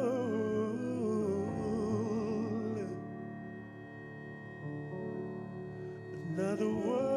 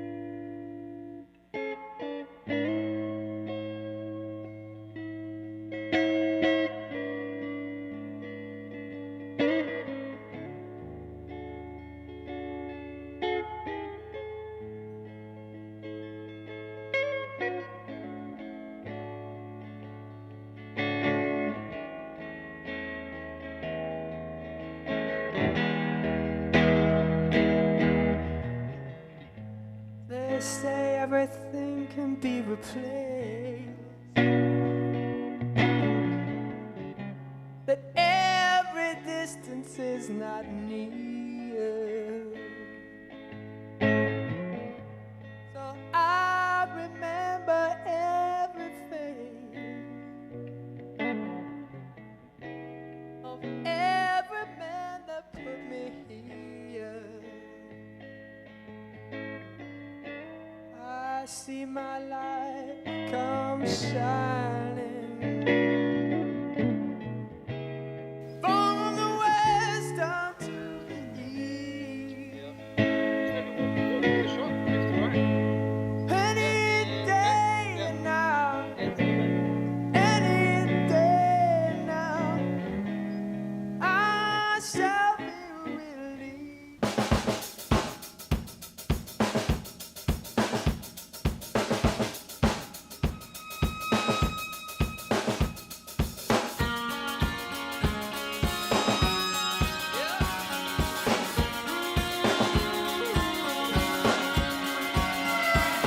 I can't believe the news today. Oh, I can't close my eyes and make it go away. How long must we sing this song? How long? 'Cause tonight we can be as one tonight. Broken bottles under children's feet, bodies strewn across the dead streets. But I won't heed the battle call. It puts my back up against the wall. Sunday, bloody Sunday. Sunday, bloody Sunday. Sunday, bloody Sunday. All right, stop!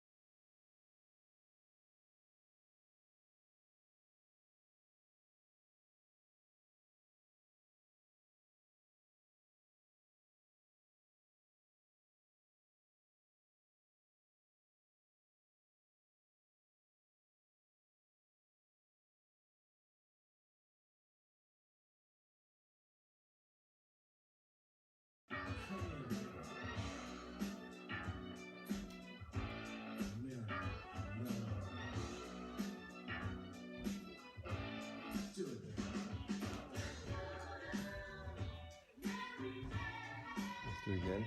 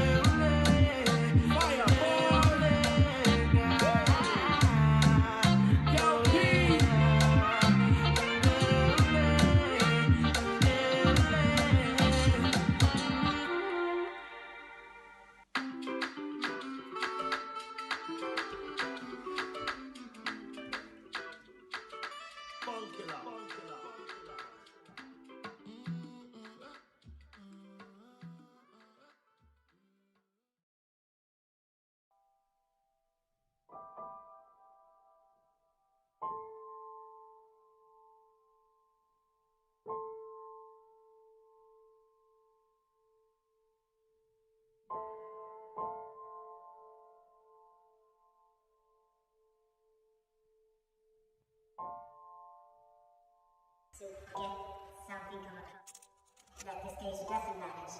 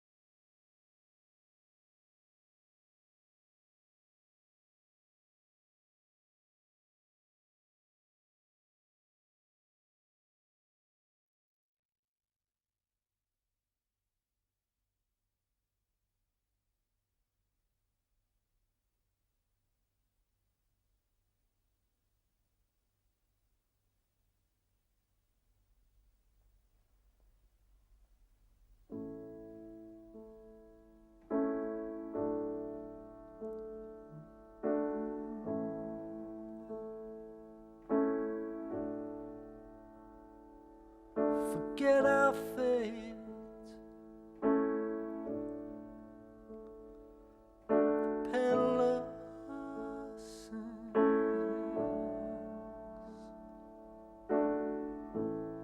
set up to sell my soul. I lived a life full worth to print.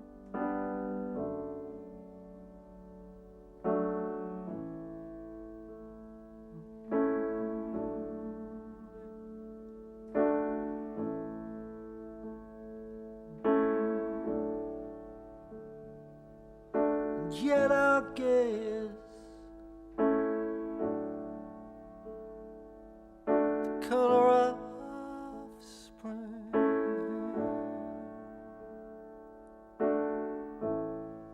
immersing that one moment left unloved with everything.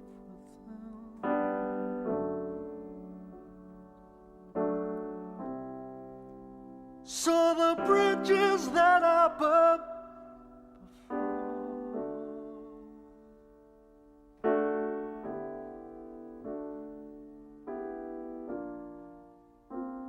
one song among us.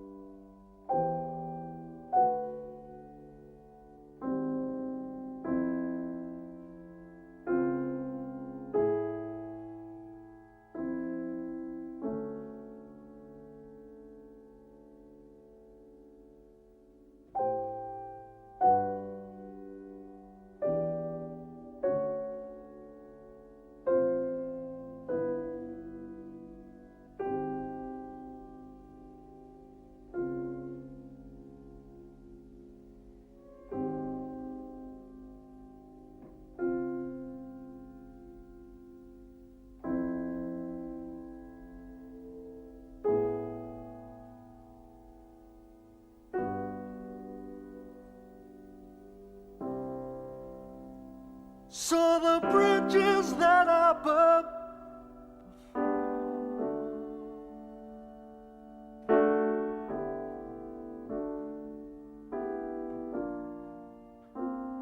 one song among us.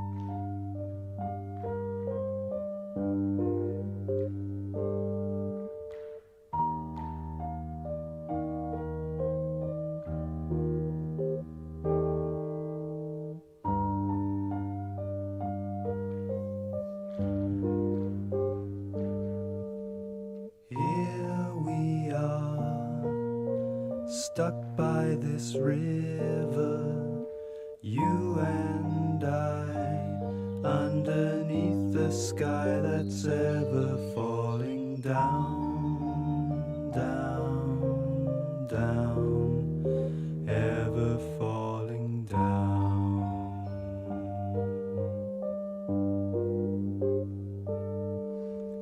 Through the day, as if on an ocean, waiting here, always failing to remember why we came. I wonder why we came.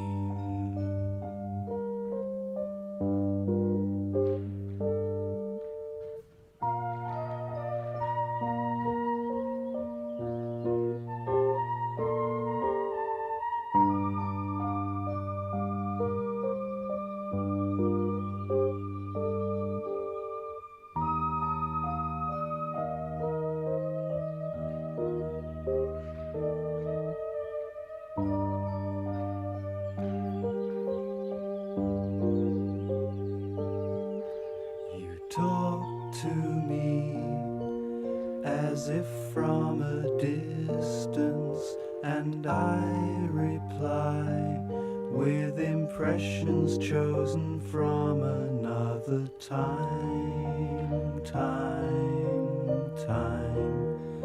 from another time.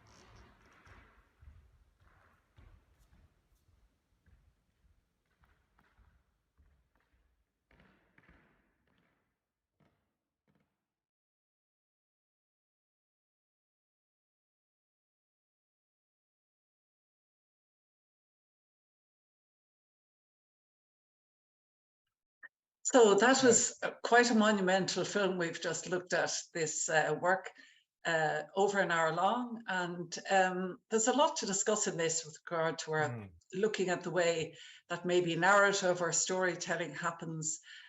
How do you respond to that film, Colin? Yeah, I really enjoyed it. I think there was a lot going on there, and I think how it played out as well. I was watching the dancer perform, and there's one moment where I could see him standing after pulling the curtains, going like, "What do I do?" And like, what's, you know, you could sort of see his doubt of wonderment, and then it came up that it was his mother's had died of cancer, and I think the whole story and the narrative sort of seemed to come out from that, and there was a real, you know, trying to make sense not just of what he's doing, but like almost dealing with grief. And I loved that, and I loved how the phone and that object sort of became part of that story as well. Yes, and we can see that, of course, throughout this film, he's creating this narrative himself. He's writing a story or what becomes a book. And then we might ask the question, is the story also being propelled in a similar way with the dance, or do you think those two aspects interact easily, or how do they interact, the writing of the book and the dance? I think when we were looking at that, thinking about how the book would exist without the dance, I think they both, the relationship really connected for me anyway, like, you know, to see what the book was and how I would imagine it. So I you know, the book gave the story as to what was the dance was happening, and if you took the dance out of it, I'd be curious to see how the story would hold up, you know, off itself, or vice versa, if it was just the dance without the narrative.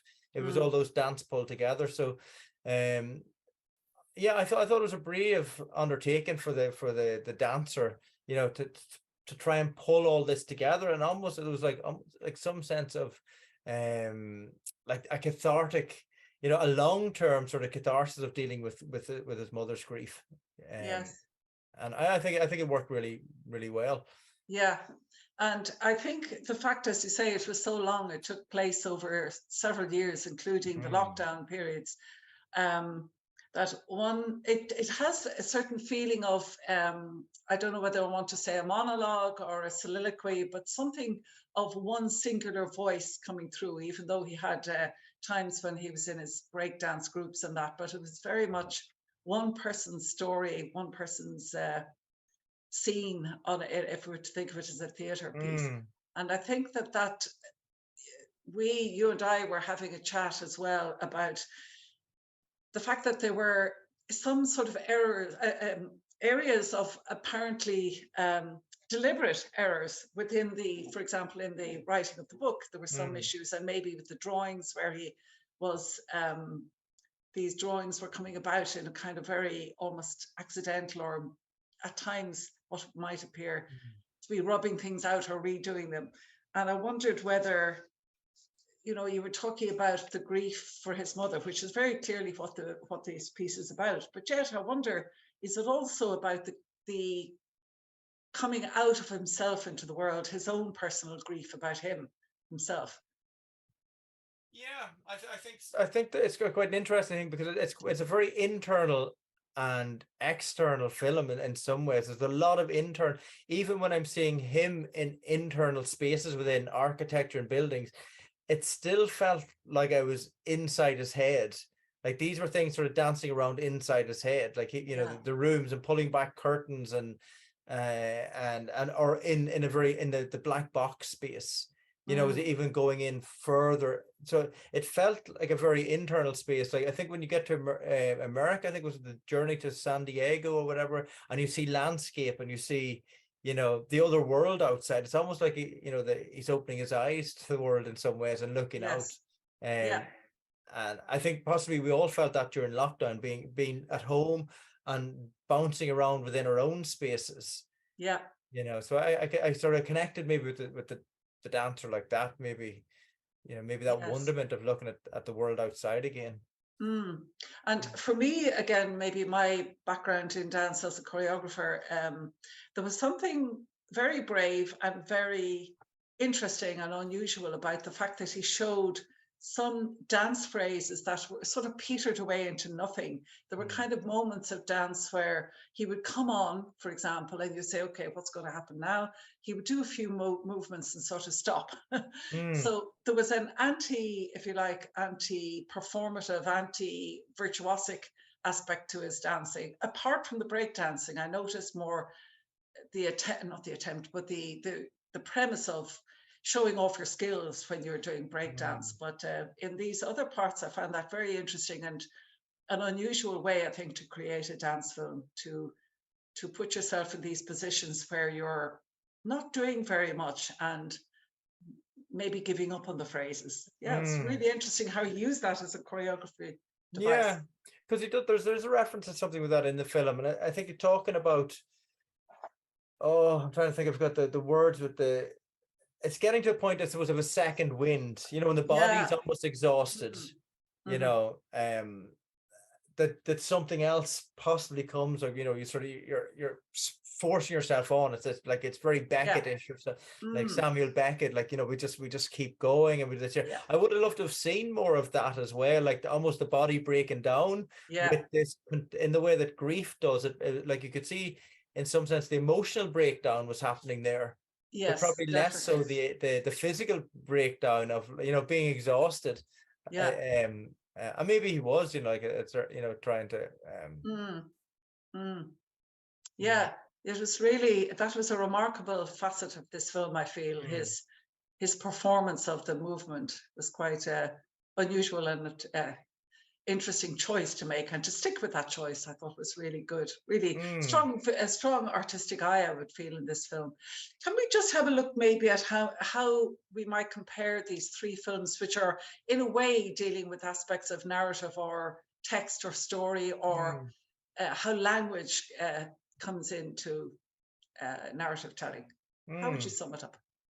Well, I thought the three of them were, there was definitely a connection between, I suppose, language connected them. Like the first one I felt looked at, you know, it was almost the songs, the words of the songs were sort of like really almost in front of the dance and telling you what was happening and how it was, or how you were feeling. And then moving into Inked, it was actually just sound. It was almost like it's even before vocabulary. It's actually almost these syllables that come together to form words, and then movement, whatever. And in the last one that we just watched, there was a, you know, it was maybe that sense of repetition. Like, I wasn't as like the music and the soundtrack didn't seem to have as big an impact for me. It you know, in the way that maybe the other two did. It was just actually the words. I was reading it, so it was inside my own head. I was fabricating the sounds of what was being written there as well. So it was quite, I found myself having to connect those. It was quite an interesting way of you know, going from the syllables to the internal thought to the words outside. Yes. Yeah, that's a beautiful summary, I must say. So I am very conscious that we are over time, and I don't want to draw on people's attention for too much longer, although we can always, I know I could continue to talk about this for a long time. It's so interesting. But I just want to say a huge thank you to Colin Carters for coming on today, to be such an engaged panelist. Thank you very much, Colin. And I'm sure these continuing conversations will continue between us. Yeah. Thanks very much for having me, Adrienne. It was great. Great sort of, you know, and I'm sure the people who are watching outside going, you know, there's tons that we could have talked about and did talk off screen about these things. It's a very short moment to try and sort of engage, but it was really enjoyable. So thank you for that. Thank you. Not at all. There would be a lovely, maybe for me, a lovely way to grow something in the festival where there are opportunities for more conversation. But that's always in the back of my mind. But I just want to wrap up today, this session 2, by saying thank you to everybody. A huge thank you to Curtis and to Rory, who are back behind the scenes, keeping the technical side going, and also to Sarah, Eva. And we will have the rest of the team with us this evening. I shouldn't say this evening, session 3, depending on where you are in the world. And a big thank you to everybody, and good day until we meet again in just about an hour and 45 minutes.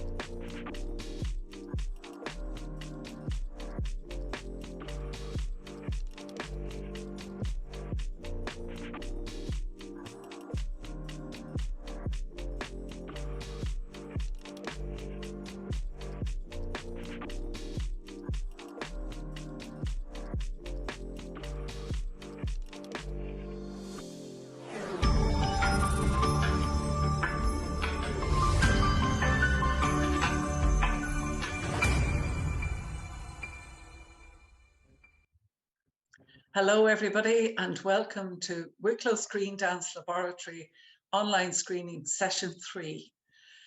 This is the festival about the art of dance in its many forms, and today we're looking at the art of dance on film. Wicklow Screendance Laboratory is based in Bray, County Wicklow in Ireland. It's a town on the east coast of Ireland, close to Dublin. We're being live streamed at this moment from London in the UK, and we have submissions of films from all over the world, including Ireland also, of course. I'm very happy to welcome today to our group, our panelist, who is Eoghan O'Reilly, and also we are welcoming today a film artist from Iran, Mohammad Hassani.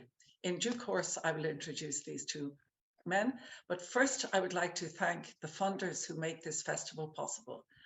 I want to thank the Arts Council of Ireland for their support and also Wicklow Arts Office.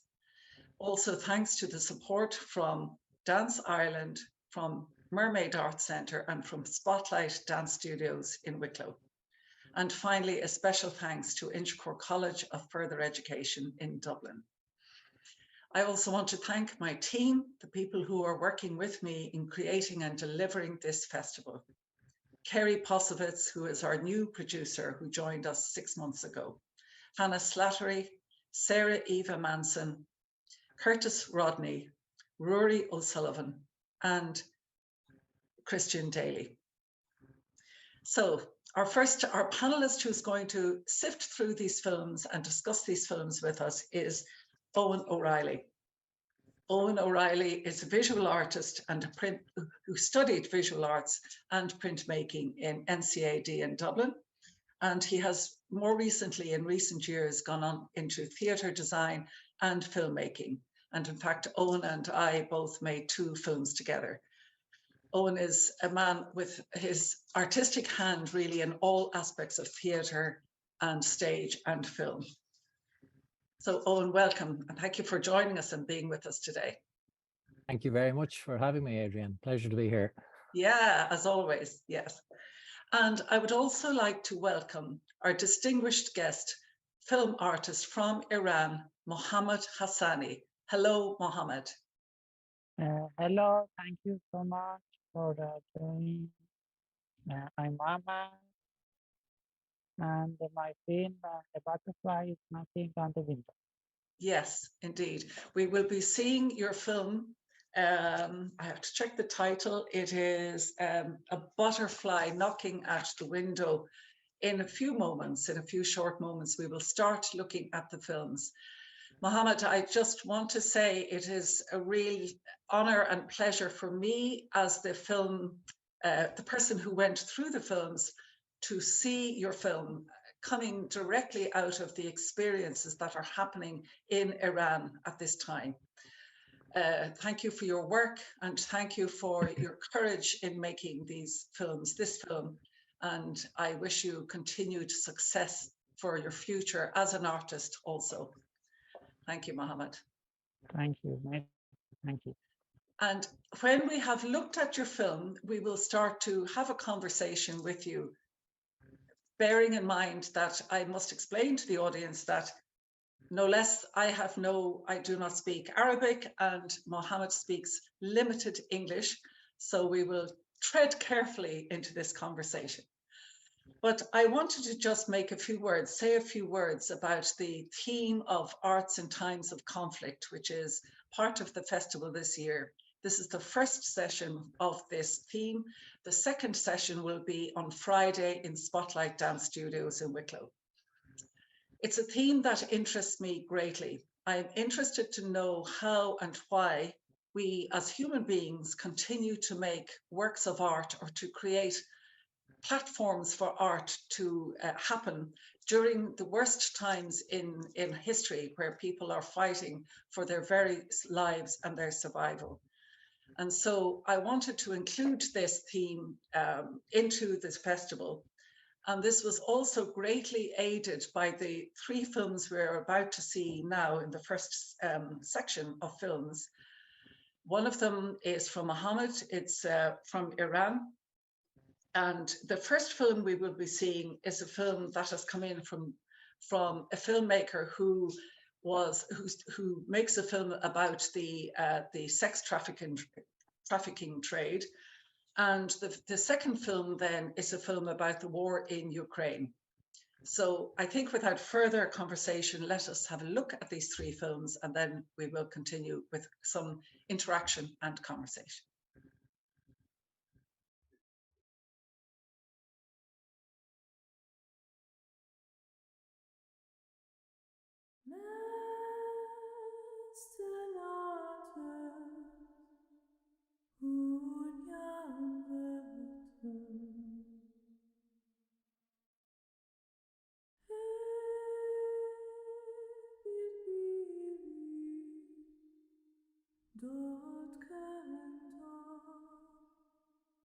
There is an old Albanian saying, "A woman is a sack made to endure." I was that sack, and this is the story of how I was used, torn and sold. But my story happened here in Italy and in England, not inside Albania in 15th century. I'll call myself my Linda, or Linda if you like. This is true story, but I am not only person who could bring this story to daylight. There are many my Lindas like me. The story starts in a small village in northern Albania. I lived there with my mother, my father, and brothers. Inside Albania, we still live at home with our families, even when we marry. That's normal for us. Our living room has many books. My mother is teacher. My father is builder. He works sometime in other country, but he say traveling is not for girls. They borrow me money for university, so I will get good job and pay back my uncle. But Albania is small country. Very beautiful, but very poor. If you don't know the place, we are bordering with Greece and Italy by sea. Everyone is leaving. My friends too. I see them on Facebook. Beautiful handbags, nice shoes, a good enough house, boyfriend driving Mercedes car. I want this life, a better life. But my parents follow old traditions from Canaan and make arranged marriage for me. I want to study and get good job, not be housekeeper for old man, just because he's my father's friend. And I was in love with somebody else. A boy called Yetmir. His name means good life in Albania. He is kind, bring me a lot of small gifts, scarves, sweets, flowers. We drink coffee together, go for walks, just small things really, but things women are not allowed to do in my part of Albania. Like smoking, drinking raki, or wearing watch, or even hat. These things are just for men. When I tell Yetmir about arranged marriage, he is great. He say we just go to Italy, live with his family, and maybe get married there. When you meet someone and they give you opportunity and you start thinking maybe it will be good idea. He is very beautiful man. I tell my family about Yetmir. Number one mistake. I think they will be happy I find my own husband, a man with good job, but they tell me it will bring shame on family. They say I must marry man they choose for me. We want to be good daughter, but we also want to be good for ourselves. So what to do? A few days later, I tell my parents that I go to meet friend. I kiss my little brother on head and go to airport. I have only passport and clothes in my handbag, but I'm chasing love, like in a film.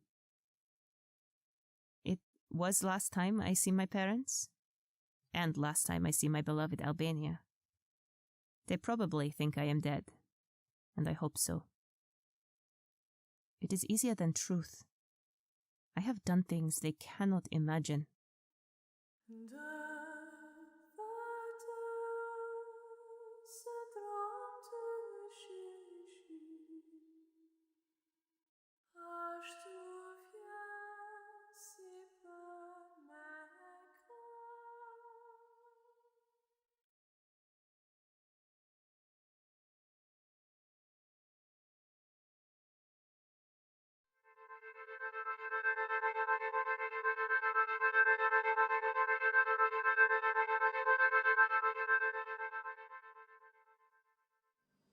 Imagine going off the cliff in a car. the morning breeze clipping your hair, while you're sort of here and there, floating in midair, and asking what's going on, what happened, and why. Or you may think, I used to have a plan. Just 3 minutes ago I had a plan right here in my hand. I had things under control, a purpose, a calling, a role, a place to go called home.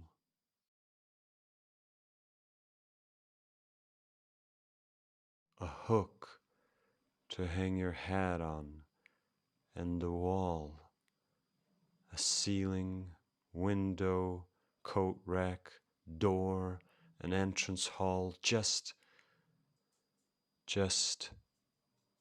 an hour ago. We had.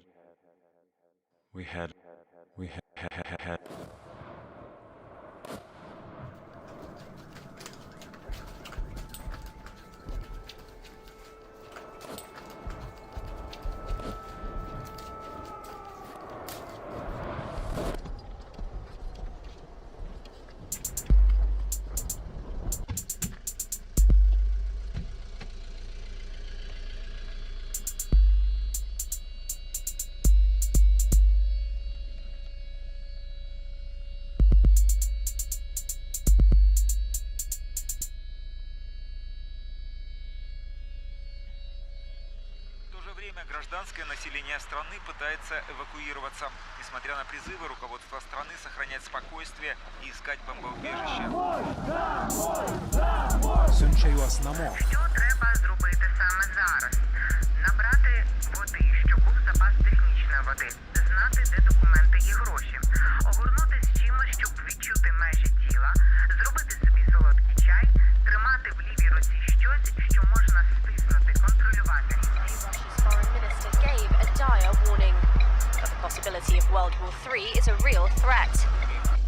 После чего они ползком на животах ползли в лес, и по ним стреляли. Рандомное был, обстрел рандомный. Это они бежали просто.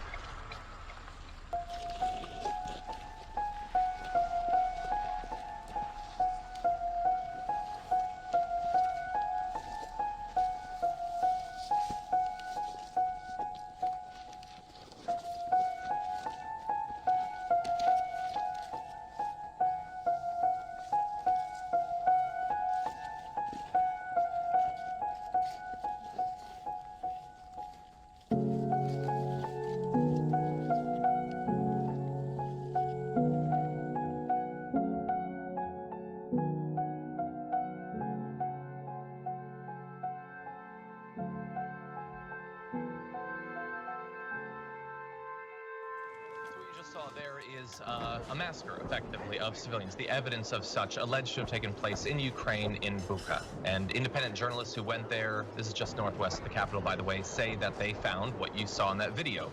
Streets littered with dead bodies, most wearing civilian clothing. Some had their hands tied behind their backs, apparently executed, including a number of people who'd apparently been shot in the back of the head. Now, obviously, seeing even grainy, far-away footage of that is very graphic. But the situation is very graphic, and sometimes we have to balance, not...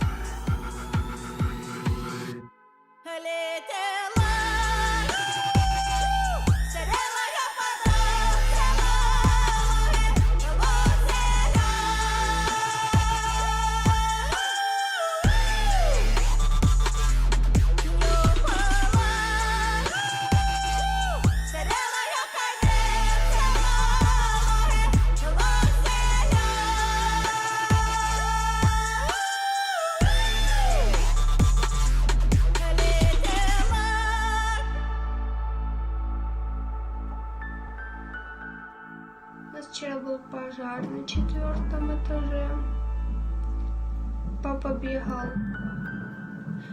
бегал прям к пожарке. Она у нас недалеко, потому что сеть не ловила. Очень сильно. Эльмира есть, и оп, Эльмиры нет. Есть Эльмира, нет Эльмира.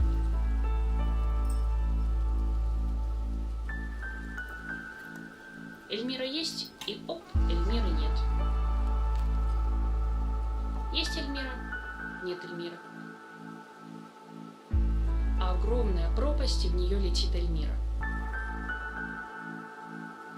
Эльмира есть, и оп, Эльмиры нет.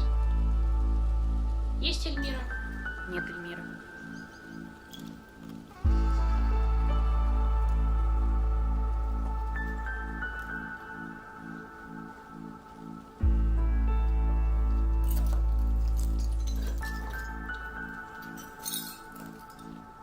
Есть Эльмира, нет Эльмира.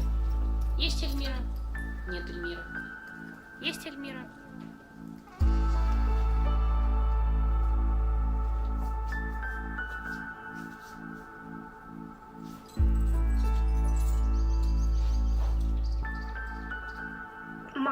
Мама любит фиалки, у нее было около 600 сортов.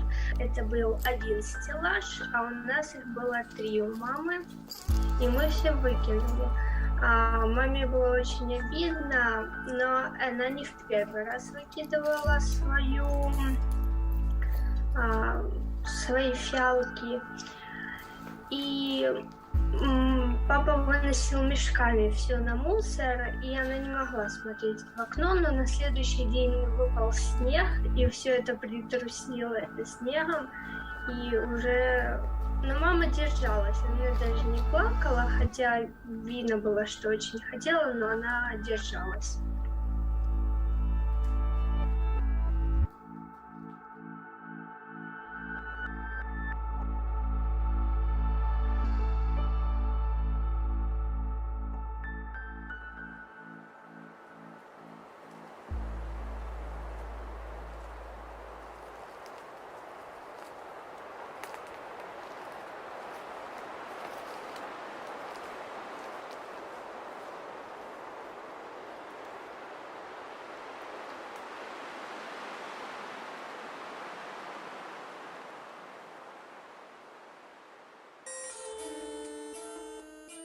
Риба гниє з голови. З голови ж не викинеш ніяк. Ось же, світить маяк, рятунку твого знак. Риба закриває пащу, губить душу пропащу, з'ївши останнього сонця кавалу. Ранок не настає. Холодні дні дна твого моря. Горе для мене. Є щось у цьому красиве. Це смерть?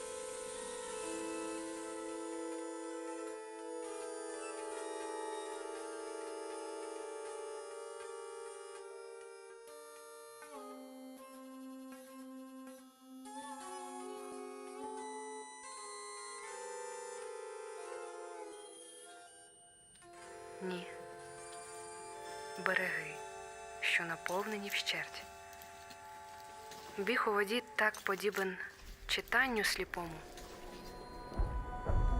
Порятунку на дні не буде нікому.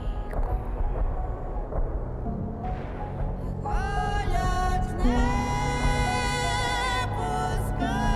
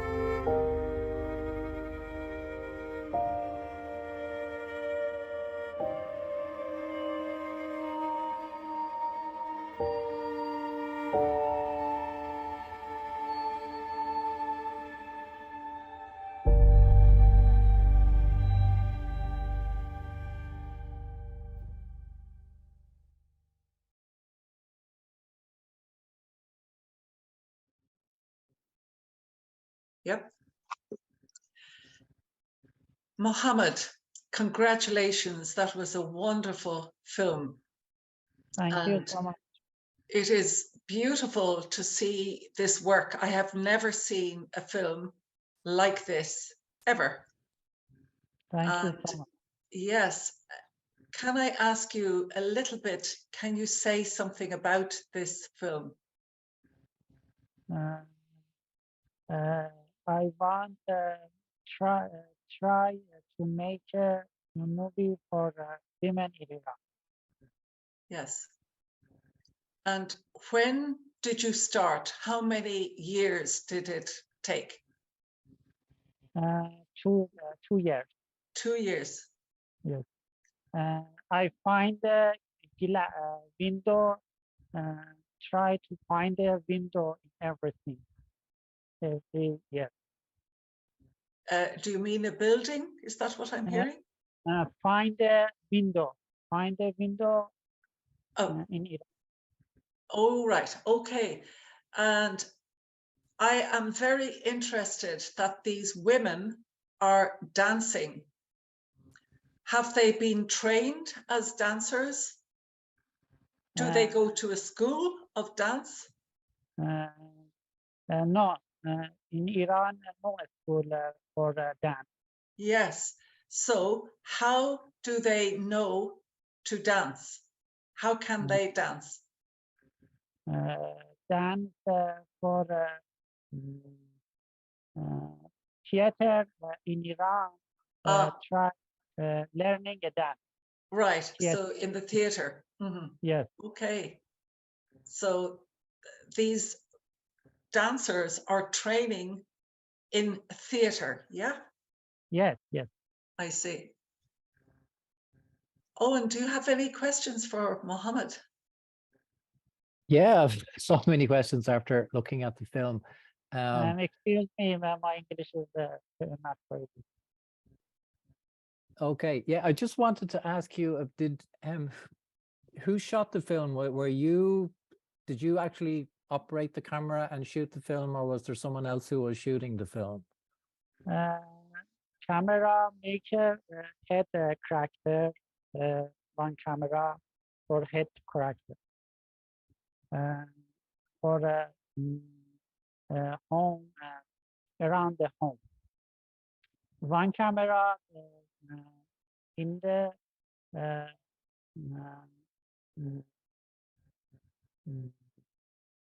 in the building? Yes, yes. Yes. The building, yes. Yeah.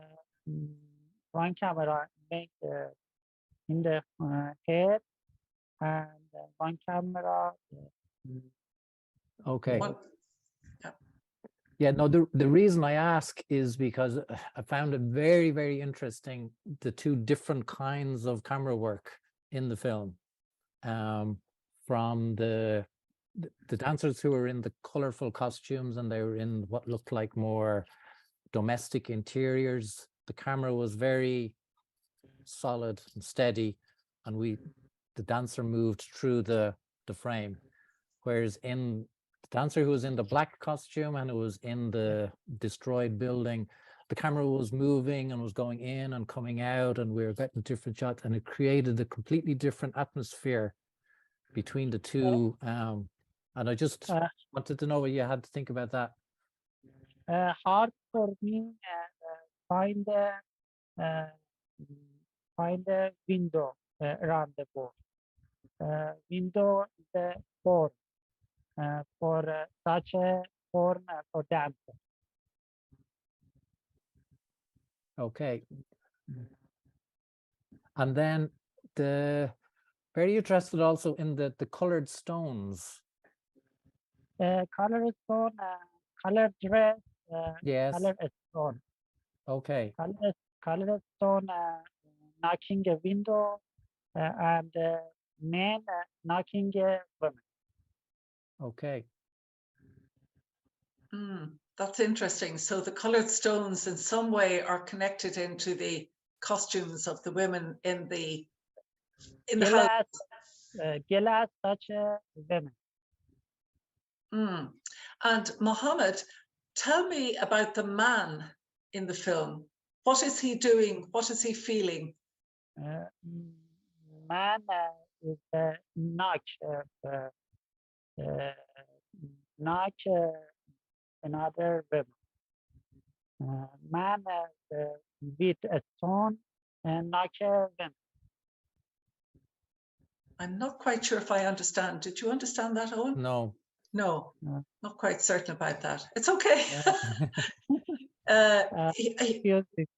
It's okay. No problem, Mohammed. For me, the man was a very interesting dimension to the film. I was not sure if he was distancing himself from this situation, hiding from it, being asleep, or whether he was, as you said, Owen, sinister. Is he something to be feared? Is he a man that we are afraid of? Yes, it's hard to understand. I fully understand. That would be our mystery. We will take that with us. The other thing I did love about it was the use of the windows. And I know Mohammed, while we were watching it there, did mention how long it took him to find all of the right spaces with the windows and so on. But, you know, in each of there was only, I think, one, maybe two of the interiors that didn't have windows in them. And there was a lot of looking through windows into other spaces that was very well done. And also, and then obviously the shots of the window with the stone going through it. And then when you juxtapose that then with the shots of the windows with the little everyday objects like lamps and little plants and the cat looking out, it created a very powerful effect. It was amazing. And I really loved that moment when the bird flew out of the window. It was so touching, very sort of, it's one of those things where in the middle of this war comes this beautiful innocent bird. It's beautiful. I just feel also that it's a film that is very beautifully made. It is not just, it's a film about Iran and what's happening. It's actually a beautiful film. I feel it's very powerful and strong, and the elements together create this very, very compelling, poetic and beautiful film. Yeah, and you were saying, Adrienne, as well about the performance of that dancer within that space. Oh yeah, the dancer in the black. Yes, absolutely amazing performance. Absolutely, yes. I found the dancers were quite wonderful, and because my background is in dance and in choreography, I'm very interested in how people dance, and it was I've always wondered how people in the Middle East would dance. I've always been wanting to find out, so it's been lovely to see that. Yeah, I mean, I've been speaking about, you know, things like camera work and framing and all of that, but really the power of the piece does come from the performances, doesn't it? And also I think the setup, the settings, and you know, these are destroyed buildings, but they have so many, the set is so compelling and beautiful. It's just something very fascinating. It's a wonderful film, Mohammed. Thank you so much. Will you I understand you. Yes, you understand more than you can speak. That's normal. Yes. Mohammed, will you make more films? Yes, I want a new film about freedom, women freedom in Iran. Yeah. Nikasha Karami is 16 years old, is died for freedom. Yes. Okay. I want to make a movie about him. Good. That's terrific. Well, Mohammed, I think we will say a thank you from our hearts to you, and to say we appreciate it, and we really are very, very grateful, and it has been really added to our festival. And thank you, Mohammed. And please thank your performers, your dancers, and all of the people involved. And thank you so much for joining us this evening. Thank you so much for you and a great festival. Thank you. So, Owen, let us continue then to look at the other two films that we saw. how do you respond to the boyfriend trick? Well, I suppose it's an interesting jump from Mohammed's film, which was full of so many performers and different locations, to something polar opposite. Single performer, single space, all, one performance, maybe filmed a couple of times and cut together, but it really does come down to that performance. I mean, it struck me more as a record of an amazing performance, rather than more of a cinematic experience. But as such, to capture the power of that performance on film, it just shows how, you don't need, locations and, storytelling and so on, that it really does come down to the performance. And, so many other little things that went into it that just helped tell that story. The sound in the background was amazing, this kind of ambient sound, and then we're hearing the sounds of the airport and the announcement on the plane and everything. Yeah, really struck me. Yeah, and I would agree. And I think just documenting these things that are in our world and probably always have been there, but to have a piece that is created about sex trafficking, I think is, it just brings into the art, it brings some of these very, very disturbing aspects of life, and yet they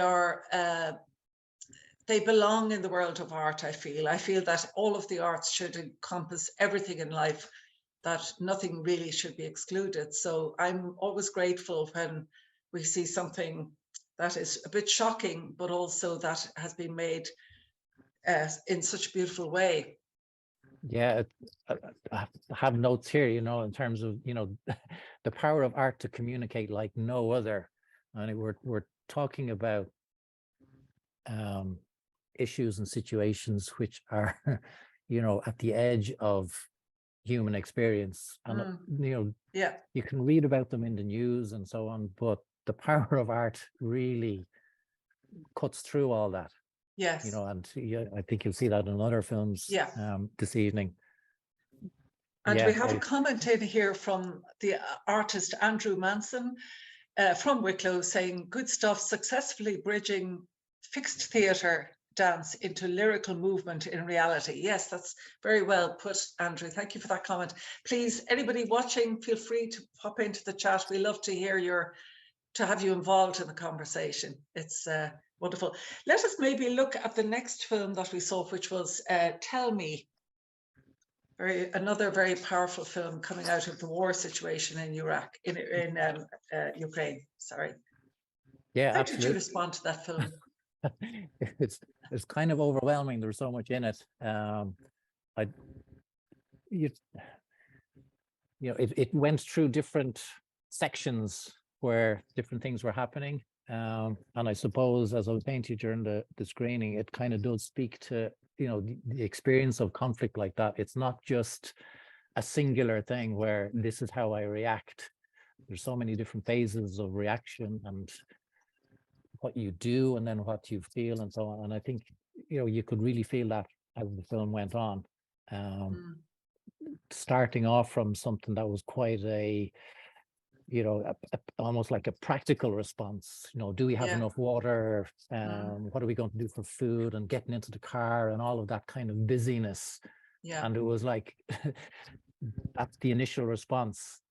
And then there was a moment when they arrive in the kind of the green area when it just suddenly stops.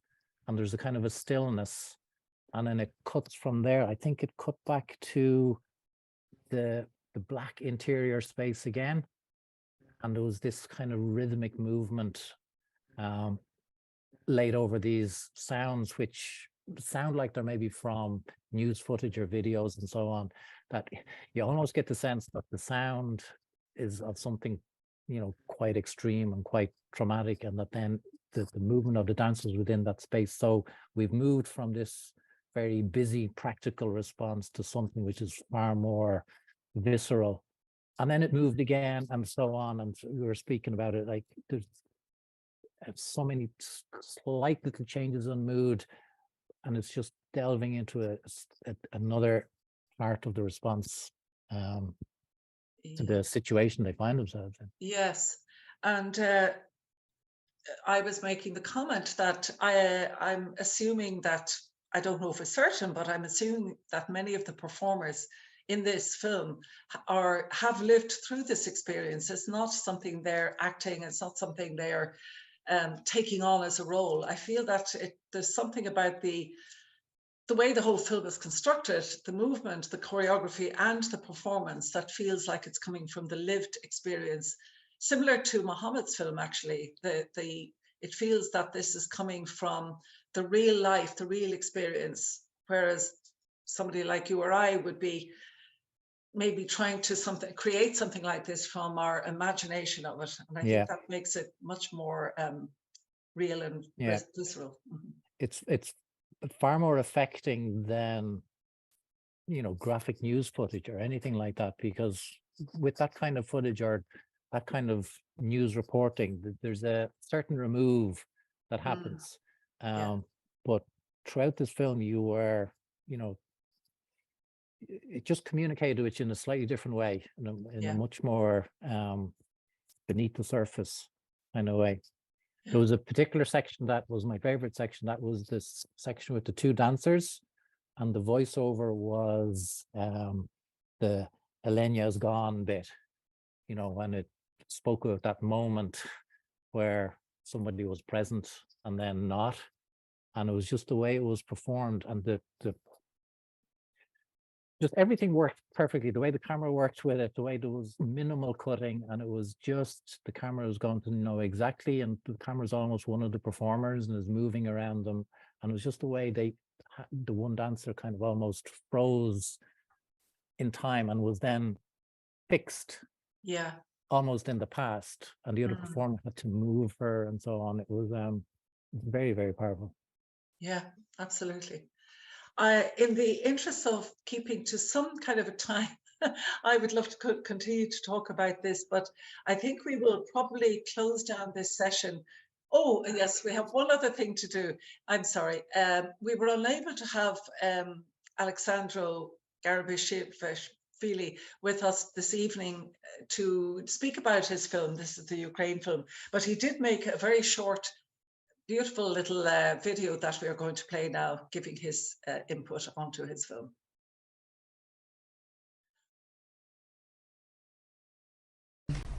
Hello, Wicklow Screendance Laboratory viewers, and thank you for watching our film, Where Are You, Daddy? I'm the director of this film, Maria Koreneva. And I am the choreographer, Sandro Garibashvili. And we would like to tell you a couple of words of how this film came into being. The title, Daddy, came from a real-life situation. When we were evacuating from Kharkiv, there were many cars along the road, and many of those cars had a sign in the window which read Дети, which means children, that there are children in the car. However, if you take that word and read it in Ukrainian, it reads Deti, which is where are you?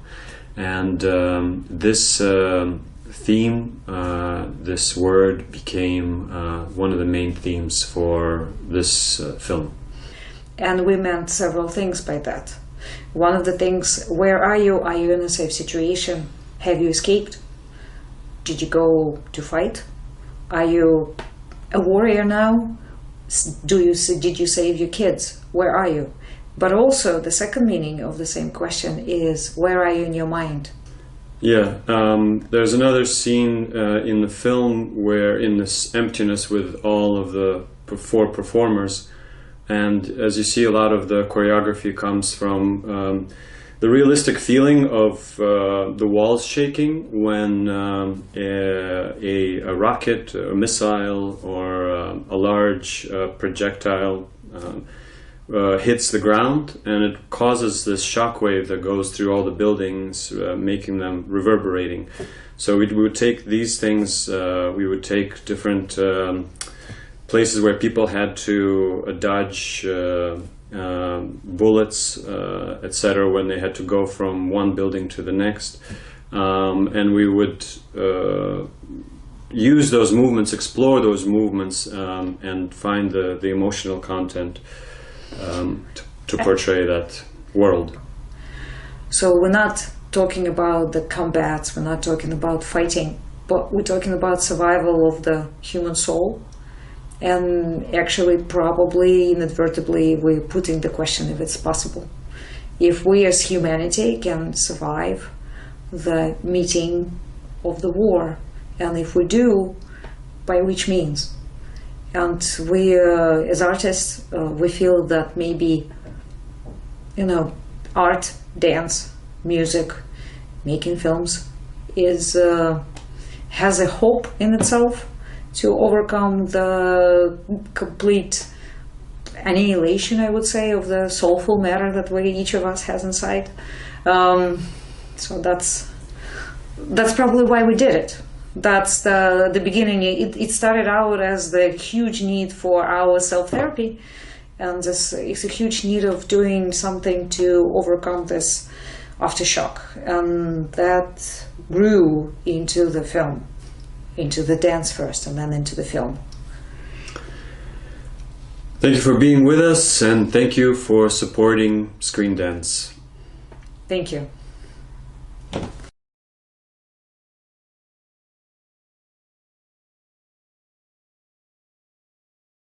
So thank you so much to Alexandra Garibashvili and Maria Koroleva for that very beautiful and poignant and very articulate viewpoint of where they were coming from in creating this film.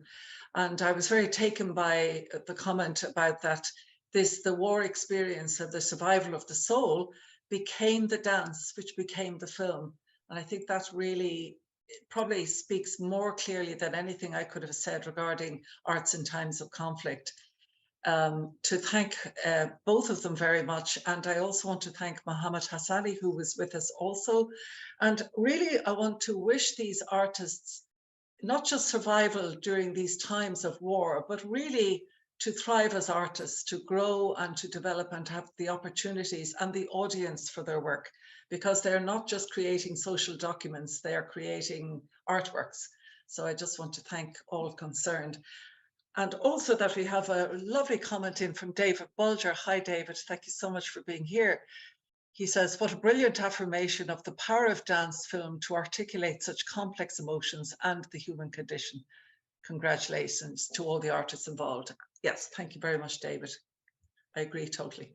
So this was an extended session, but it was intended to be because we really wanted to, as I say, bring a focus to this today. And also our second session of Arts in Times of Conflict will be in Spotlight Dance Studios on Friday.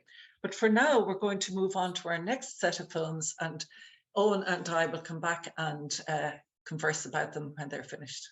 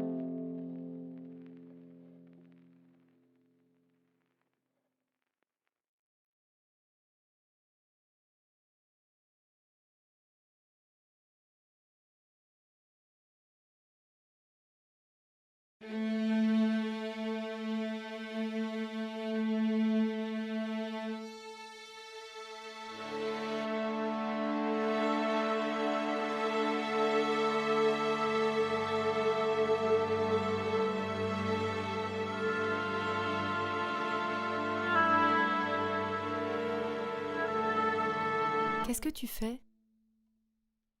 Je dessine. Mais... t'es aveugle?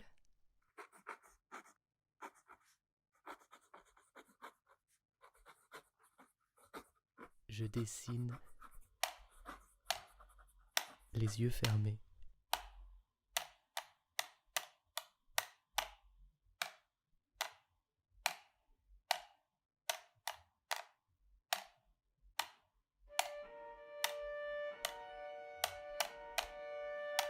T'es aveugle?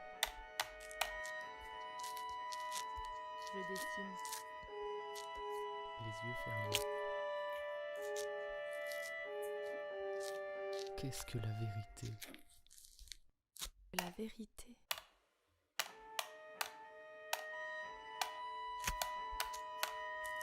C'est ce que je tiens.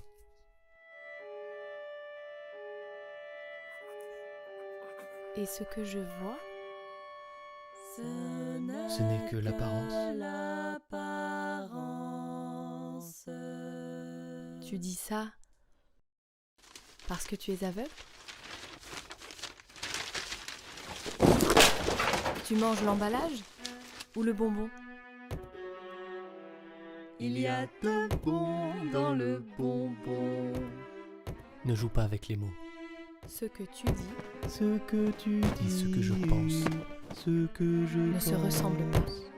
ne se ressemble pas. Je sais, ou tu ne sais Tu pas. ne sais pas.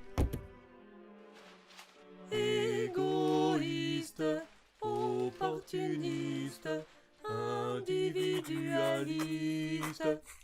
C'est mon point de vue. C'est mon point de vue. Et ton point de vue. Et ton point de vue. Et son point de vue. Point de vue. Quel est ce corps? Plusieurs corps. Derrière cela, qui naît, Qui naît? qui vit, Qui vit? qui meurt. Qui meurt?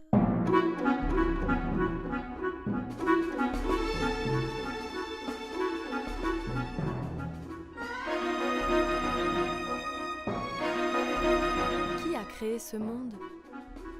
C'est Dieu. C'est Dieu. Et Dieu. Et Dieu. Son Père. Son Et Père. son Père. Qui a créé Et ce son monde? C'est Dieu. Et Dieu, Qui a créé ce monde? son Père. Et son Père. C'est la fatigue, C'est la fatigue qui répondra à ma place. Mise en abîme et oubli. Mise en abîme. Nous donne la réponse. Nous donne la réponse. On passe d'un sujet à l'autre. Je ne comprends plus. Qui est-ce qui parle par ta bouche? Par ma bouche?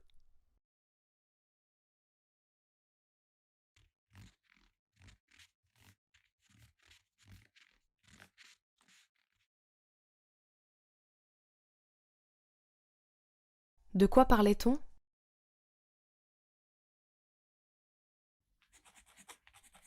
De l'emballage, de bonbons. Dieu. Qui a créé ce monde? C'est Dieu. Et son Père.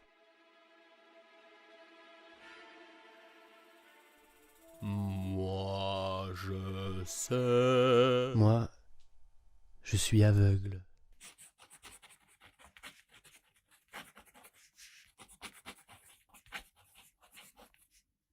Comment sais-tu que tu es aveugle?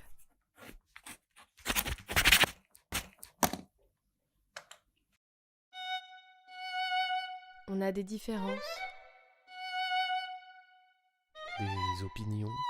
Oui. Tu es d'accord? Oui.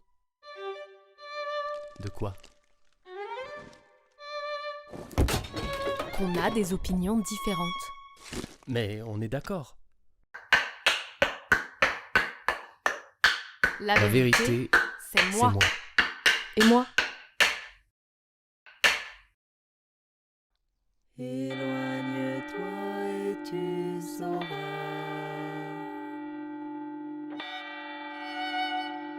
Je t'aime. Je m'aime aussi. Moi aussi, de temps en temps. Et après? C'est l'éternité. Et la gloire.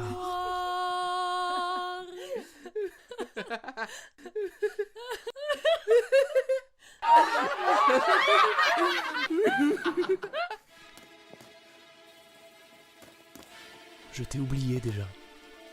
Tu as un miroir? Je me regarde dans le ruisseau. Tu peux te voir? Je plonge mes mains dans l'eau et je tâte.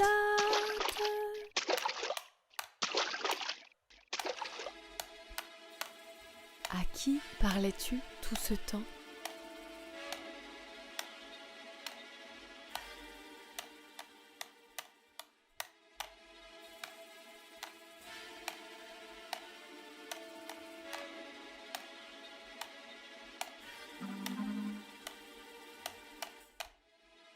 Tu ne vois pas? Tu me fatigues.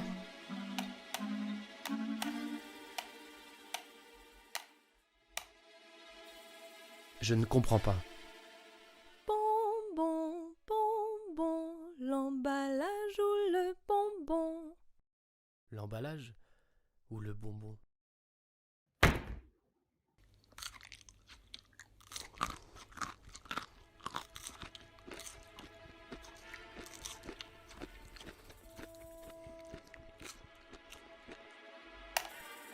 Je m'en vais.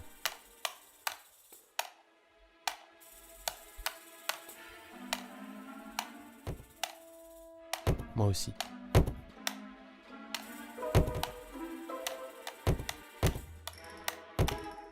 Qu'est-ce que la vérité?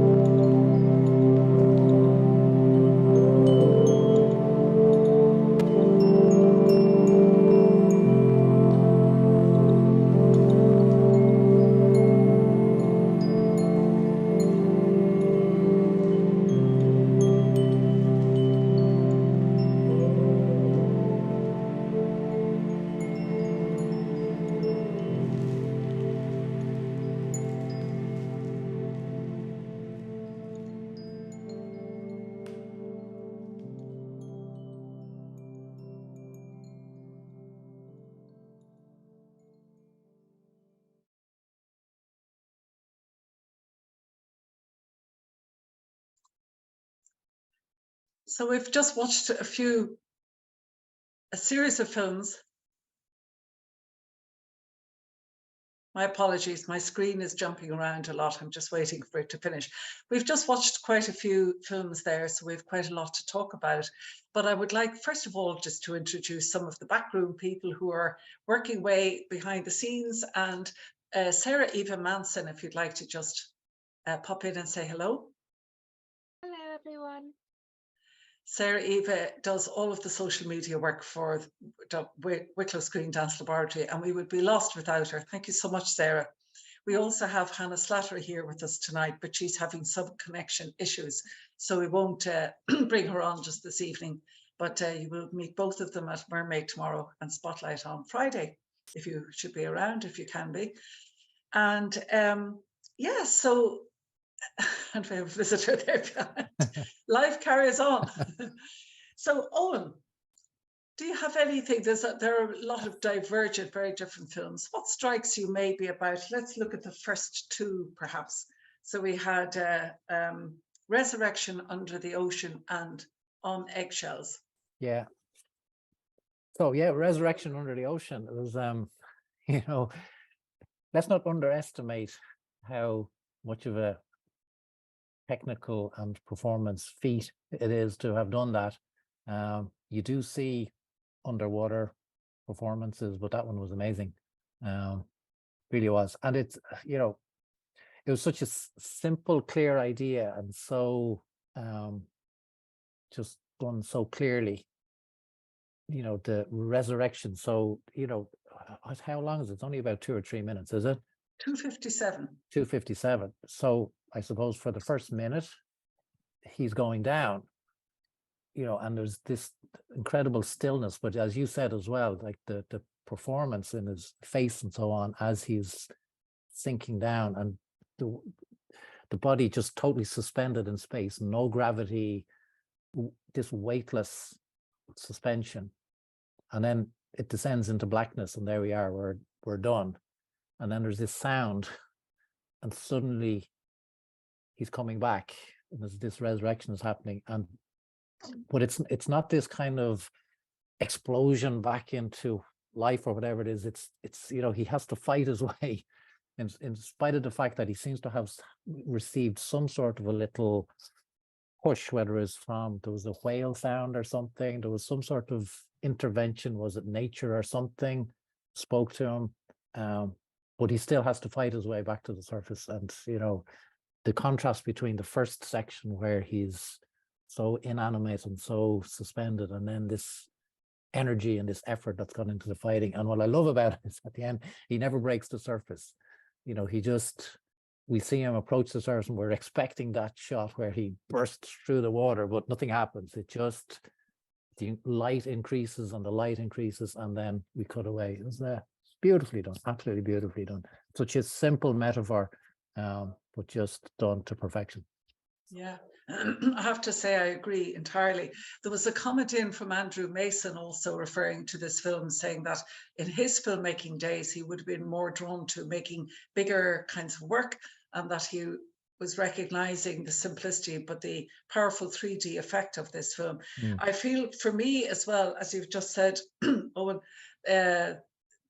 the drama, if you like, of the going down and the coming up was so very simply but beautifully done. And I was very aware, as you say, without him piercing through the water, we see him really almost in another space for the entire thing. It could be a metaphor for being in any kind of a space, an internal space, or any kind of place. It could be suspended in some kind of interdimensional space as well. It really took on a, because as you say, there was very little gravity in it. But yeah, I thought his performance was really wonderful. It does just this absolute surrender in the going down, and then the fighting and the coming back was wonderful. Yeah. And what about then On Eggshells? On Eggshells, yeah, there was a couple of things that really struck me about it. Well, the first thing that struck me about it was the space itself. It looked like maybe some kind of a dance studio, the floor, and it looked like there were bars along the walls. But at the same time, it had this amazing sense of, like, it was almost cell-like, because there was walls all around, and then there was these very high windows. And, you know, you got the sense that they were, you know, that the piece was referring to this, you know, tension, you know, and walking on eggshells. We all know what that phrase means, and that kind of feeling of being maybe trapped in some situation and being afraid to make some sort of a move. So I thought the space captured it really, really well. And then all the movements are so kind of cyclical.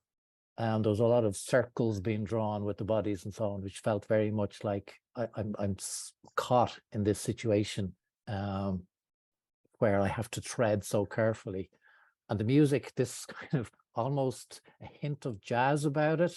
There was these kind of little blue notes coming through, but at the same time, very hesitant type of music, which went with the kind of the hesitancy of walking across this threshold, as it were. And then there was a moment when it stopped and the music changed, this much more kind of staccato type guitar music. And then they started breaking all the shells. And it was almost like, okay, I've had enough of this. I don't care anymore. Do what you want with me. I'm getting out of here, or whatever it was. And all of the shells were being broken, and, you know, there was a release there. I found it interesting. Then I went back at the end to walking on the eggshells again. You know, so I don't know, was it referring to almost like an imagining of an escape rather than an actual escape? But really, really, really well done. And then moving on then to The Blind Writer. This was an animated film. Yeah, I mean, that was incredible. I mean, like, my own background is in visual art, and, you know, I spent a lot of time drawing in my own work and teaching drawing and so on. So the drawings are just incredible. I mean, you know, apart from the animation and movement, I was watching it earlier. I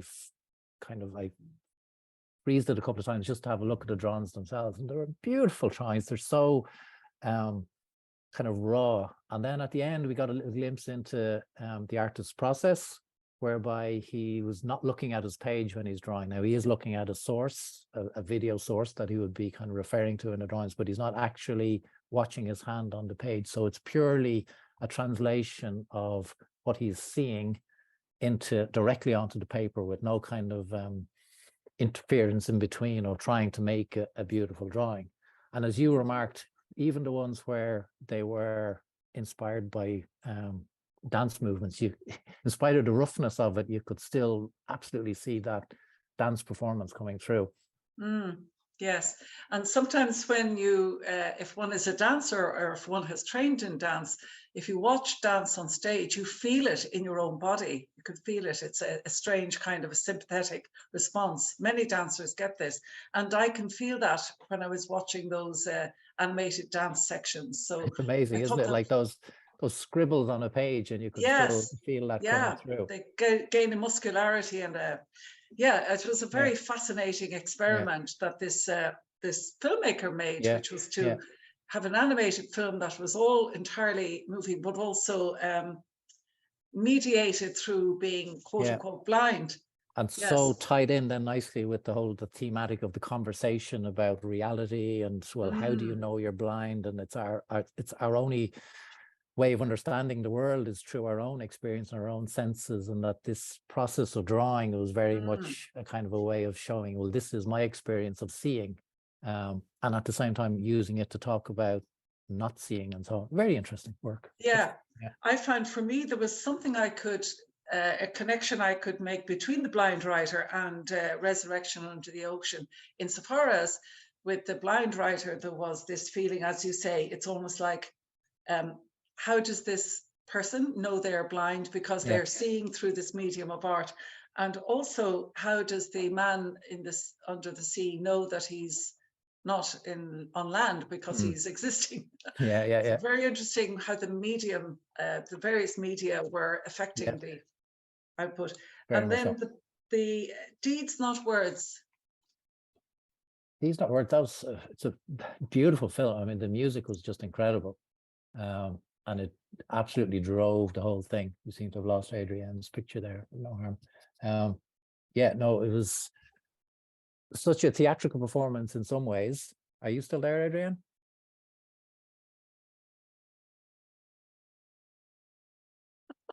You're still here? You have to excuse me. I'm having a domestic.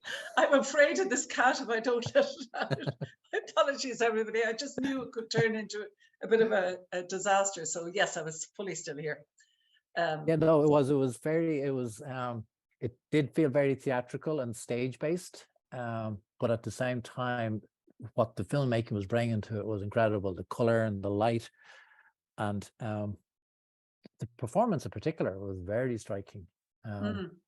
Yes, there are 3 distinct sections in it, and there was this incremental change in the performance each time.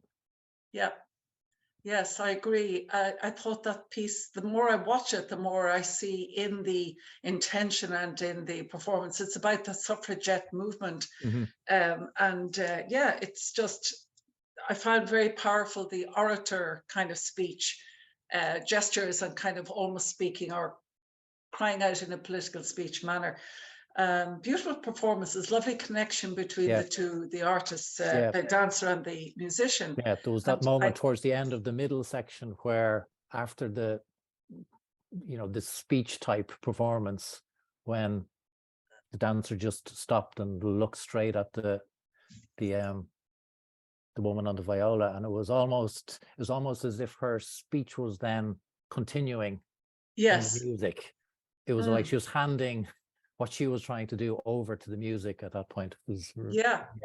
A few comments coming in. We've had a comment from Attracta Manson. Very beautiful. Thank you, Attracta. This has transformed me. Great job. That's wonderful. I'm so glad to hear that. And then moving on to our final film in this section is That's My Sister. Yeah, no, I absolutely love this. It was, it really struck me. Judging by the title, it would seem to be very much about the relationship between the 2 sisters, but the relationship just came off the screen so clearly. That bond, that being summertime outside all day, doing nothing, just messing, to capture that sense on film is amazing. And to be able to do it with 2 adults. I mean, if you had 2 children doing it, you could certainly capture it, but the 2 adult performers to capture that, where is so tight to the space, but at the same time, the space is outside of them. They're totally it's the connection between the 2. And as you were saying, there was in the later sections where it was much more dance orientated, you could see that kind of transferring of weight and pushing and pulling and so on, that really reflected that they were trying to communicate. Yeah, and one of the things I particularly love about this film is that, at the risk of sounding like speaking in cliches, but very often when we see Irish films, this is an Irish film, we see kind of dark themes, and we see sort of sadness and even dark exteriors or interiors. But this was just like this glorious, it looks to me like the middle part of the country, I may be wrong, but just has that feeling of sunshine, of lazy late summer days, and of it's such a feel-good movie, and yet not trite at all. It's not at all. And at the same time, the music was quite actually melancholy if you took it on its own. But then it brought that depth to it that I suppose was coming across. And the performances seemed so genuine and unrehearsed, and I suppose it's that power of body language to communicate in some of the more kind of less formal sections were really coming through. And where some of the other films that we have seen today in the other sessions also have such kind of construction, such kind of thought, such choreography, such scenography. This, I feel, was just, as you say, just 2 sisters out in nature, enjoying life, enjoying their connection. And but that's not to underplay the achievement as well. Exactly. It's not like it was just amateur kind of casual. That's not easy to communicate without it. To stage that and to film that and for it to feel so genuine is not easy to do. They did a remarkable job on it. Yeah, good clarification there. Yeah, indeed. So we will now move on to our final section of films for the evening or for the day or whatever day you're tuning in. I'm hoping and I'm welcoming any people who are watching on playback. You're very, very welcome. And so these last two films are, we will run them and we will finish off with the conversation again.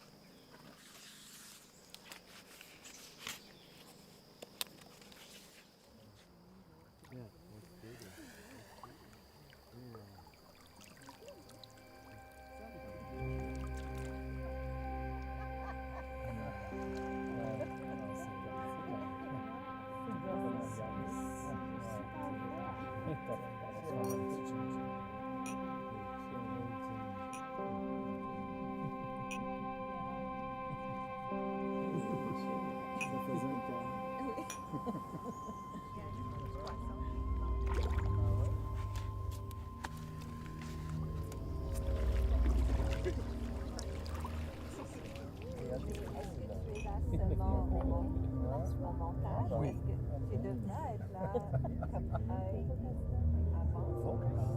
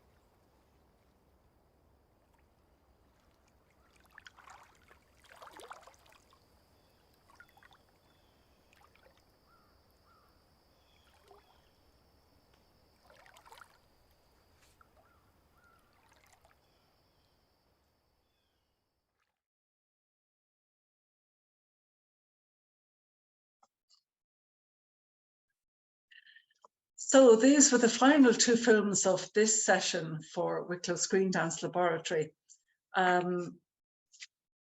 Yes, these, I would like to ask you, Eoghan, do you have any response commentary regarding the first film, Bound Yeah. to Descend? Yeah, the first film, from the moment it's on screen, you're aware of this sharpness to the whole thing.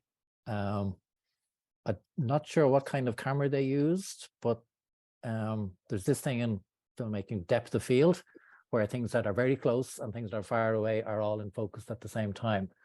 And, you know, as you were saying, this little section is about the relationship between, you know, performance and the body and the landscape or a space, you know, and I think this filmmaker was very clever in the way they used that depth of field, that the environment is always in focus as well, and in absolute crisp, sharp focus. So, you know, you can see the performers touching the surfaces, they're touching the walls, they're touching the trees, and it's this link between the community, I suppose, and the space, the place, which really, really came through. So, you know, even from the first little section where they're coming down the steps and there's that rhythm of the bell, and I suppose the dancers are quite far apart for that section. But at the same time, the camera is moving right in amongst them. It's like it's right on top of them. It's almost touching them, but they're actually a little bit distant.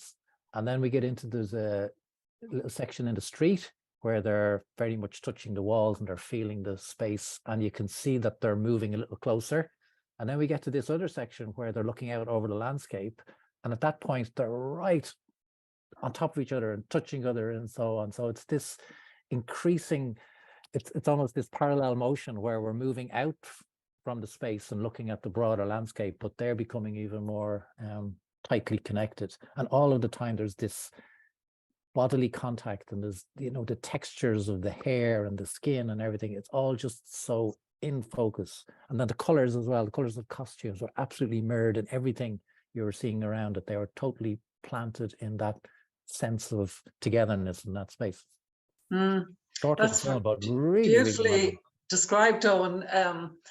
Very much what I would have said as well. There was something about the textures and the colors of the costumes, and I very much liked how the director set up the steps, and each dancer was on a different step. A simple device, but something lovely. It was very luscious and delicious to watch, actually. Yeah. I found it just it's a sensual film. And that was very interesting what you said about the camera with the focus, the far and the near being in sharp focus. Yeah. And then the sense of rhythm as well. Like there was at the start with the, as you were saying, with the steps and using that motion, and then there was the rhythm of the bells. But then as we moved away from that, there was just this kind of ambient sound and almost just this drone, just linking it all. Really, really nicely done. Yeah. And then the final film was At Lake. Yeah, quite a lot there. We were kind of talking off camera there. Was, you know, the use of the black and white is so powerful, and it brings to mind so many things. Like, you know, filmmakers like Fellini and so on, and that kind of stillness as well. And then, especially at the start, there's things we almost recognize from like horror films, you know, like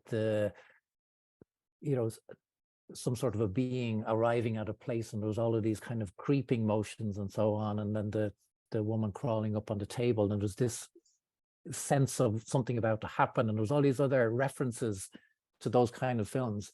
But at the same time, the mood just completely shifted once that dancer reached the girl at the end and the little toy fell into the water, and then we're with the two older people in the shrouds and so on. There was layers and layers of mystery in it, but absolutely engrossing. Yes, I found this film to be quite a masterpiece, I would say, in that it seemed to combine mystery, enigma, absolute beauty in construction and in performance as well. And I was thinking all along while I was watching it that the woman who came out of the lake and then eventually goes back into the lake, it's not clear whether she's in the same world as everybody else around her, or whether she is both in and out of it. She seems to, I loved the way that she would be one moment crawling up along the table and the next moment crawling up a tree. So there was a kind of multiple dimensions of her being in the world, really. Yeah, and but I the think fact that and they came from the lake and they came through the forest, so there's this connection to something primeval, something natural or something, and then when she's approaching the girl at the end of the table and none of the other people see her, it's like, you know, you begin to think, is it about some loss of innocence, or is it some sort of awakening? And then we cut to the other two people, the older people in the kind of the raised area, and they seem to see her. They seem to be aware of the visitors, which brings a totally different dimension to it. But it's you know, the way it was done was through movement and through glances and through just body positioning and so on. You know, it was narrative, even though the narrative was, I suppose, a little shaded, but at the same time, it was being driven by the performances. Definitely, yes. And I think as a choreographer, I really appreciate this section with the two female dancers moving along in the path, you know, around the forest area. So beautifully done, so beautifully timed and sequenced, and their performances were very connected to each other. And I found there was something about the light that was around the lake, and in both where she came out of the lake and when she went back in, it was, you know, shrouded in that kind of misty cloud. So it really has that kind of fairy tale kind of landscape about it, really. There was something, a little bit of the magical fairy-like quality in the film. That little section that you're talking about where the two dancers were kind of moving down this almost passageway, it was, as well as the performance, it was just incredible the way it was shot. The way that camera movement followed them, it almost tied to them, and they moved forward and the camera moved forward, and there was a slight movement to the left and the camera just barely went with them. It was amazing. And all of that texture of the trees and the bark and everything, the way the black and white film just, you know, created that lush surface, was amazing. Yes, it really was. I feel that I would love to speak to the filmmaker, actually. I'd love to know what were the layers of meaning that we're not picking up, or as you said, and maybe you said it here or off camera, but sometimes it's fine when you don't understand everything. It can be reductive to try. And sometimes these things come to you later. I mean, Yeah. if, you know, you're looking at the things like the dice, and you're obviously talking about things to do with chance, or you're talking about things to do with decision making, or are you talking about, you know, playfulness, you know, that, you know, we can always make presumptions about the possible meanings of these things, but better to let them percolate for a little while, you know, and that then maybe something creeps in 3 days from now. You think, oh yeah, you know. I must say, I did feel that the elderly couple who were watching her with a lot of love, I felt, and recognition, whether they were in the other world and she was somehow visible to them, or whether it was reversed, I don't quite know. But I found that to be, again, part of the mystery. You know, these two people look at her and see her and clearly have a relationship with her, but don't speak to her or don't try to reach out to her. Yeah. And just when you think, you're getting a handle on it, there's the sudden appearance of a dog. For no good reason. Exactly. But Eoghan, I think we're going to start to bring proceedings to a close for this session. I want to, well, first of all, to say thank you to all the artists, really, first and foremost, all the filmmaking and artistry that's going on in these can be quite isolated times where you're trying to work on creating a film and you're on your own with your editing process or whatever, or out in the very cold weather trying to film something. So just to thank to all the artists and the performers. I would also like to thank Eoghan O'Reilly. Thank you so much, Eoghan, for coming on, giving your insights and your knowledge and your engagement with all of the works. It was wonderful to have you. Really enjoyed it. Yeah, thank you. And thank you so much. A big thank you go to both Curtis Rodney and Rory O'Sullivan, who are the technical wizards in the background who are keeping the whole ship afloat. And thank you to our audiences, both here present today and those that are going to watch in the future. Please enjoy everything that we've been discussing, and feel free to shoot us a comment or an email. We always love to hear from you. And thanks once again to my wonderful team, Kerry Posovitz, Hannah Slattery, Sarah Eva Manson, Curtis and Rory, as I've mentioned, and Christian Daly. And we will see you. And thank you to Mohammed Hassani for coming on live and speaking with us. And also thanks to Alessandro Garibefishvili. Yes, a big thank you go out to everybody, and we will continue the festival tomorrow. We will be in Dance House for our final day of the Dance Intensive, followed by New Movements, which is open to all audience, anybody who wants to come in and see the work we've been doing. 3:30 tomorrow in Dance House in Dublin. And then we will be in Mermaid on Thursday and in Spotlight on Friday. All details are on screendance.ie. Thank you.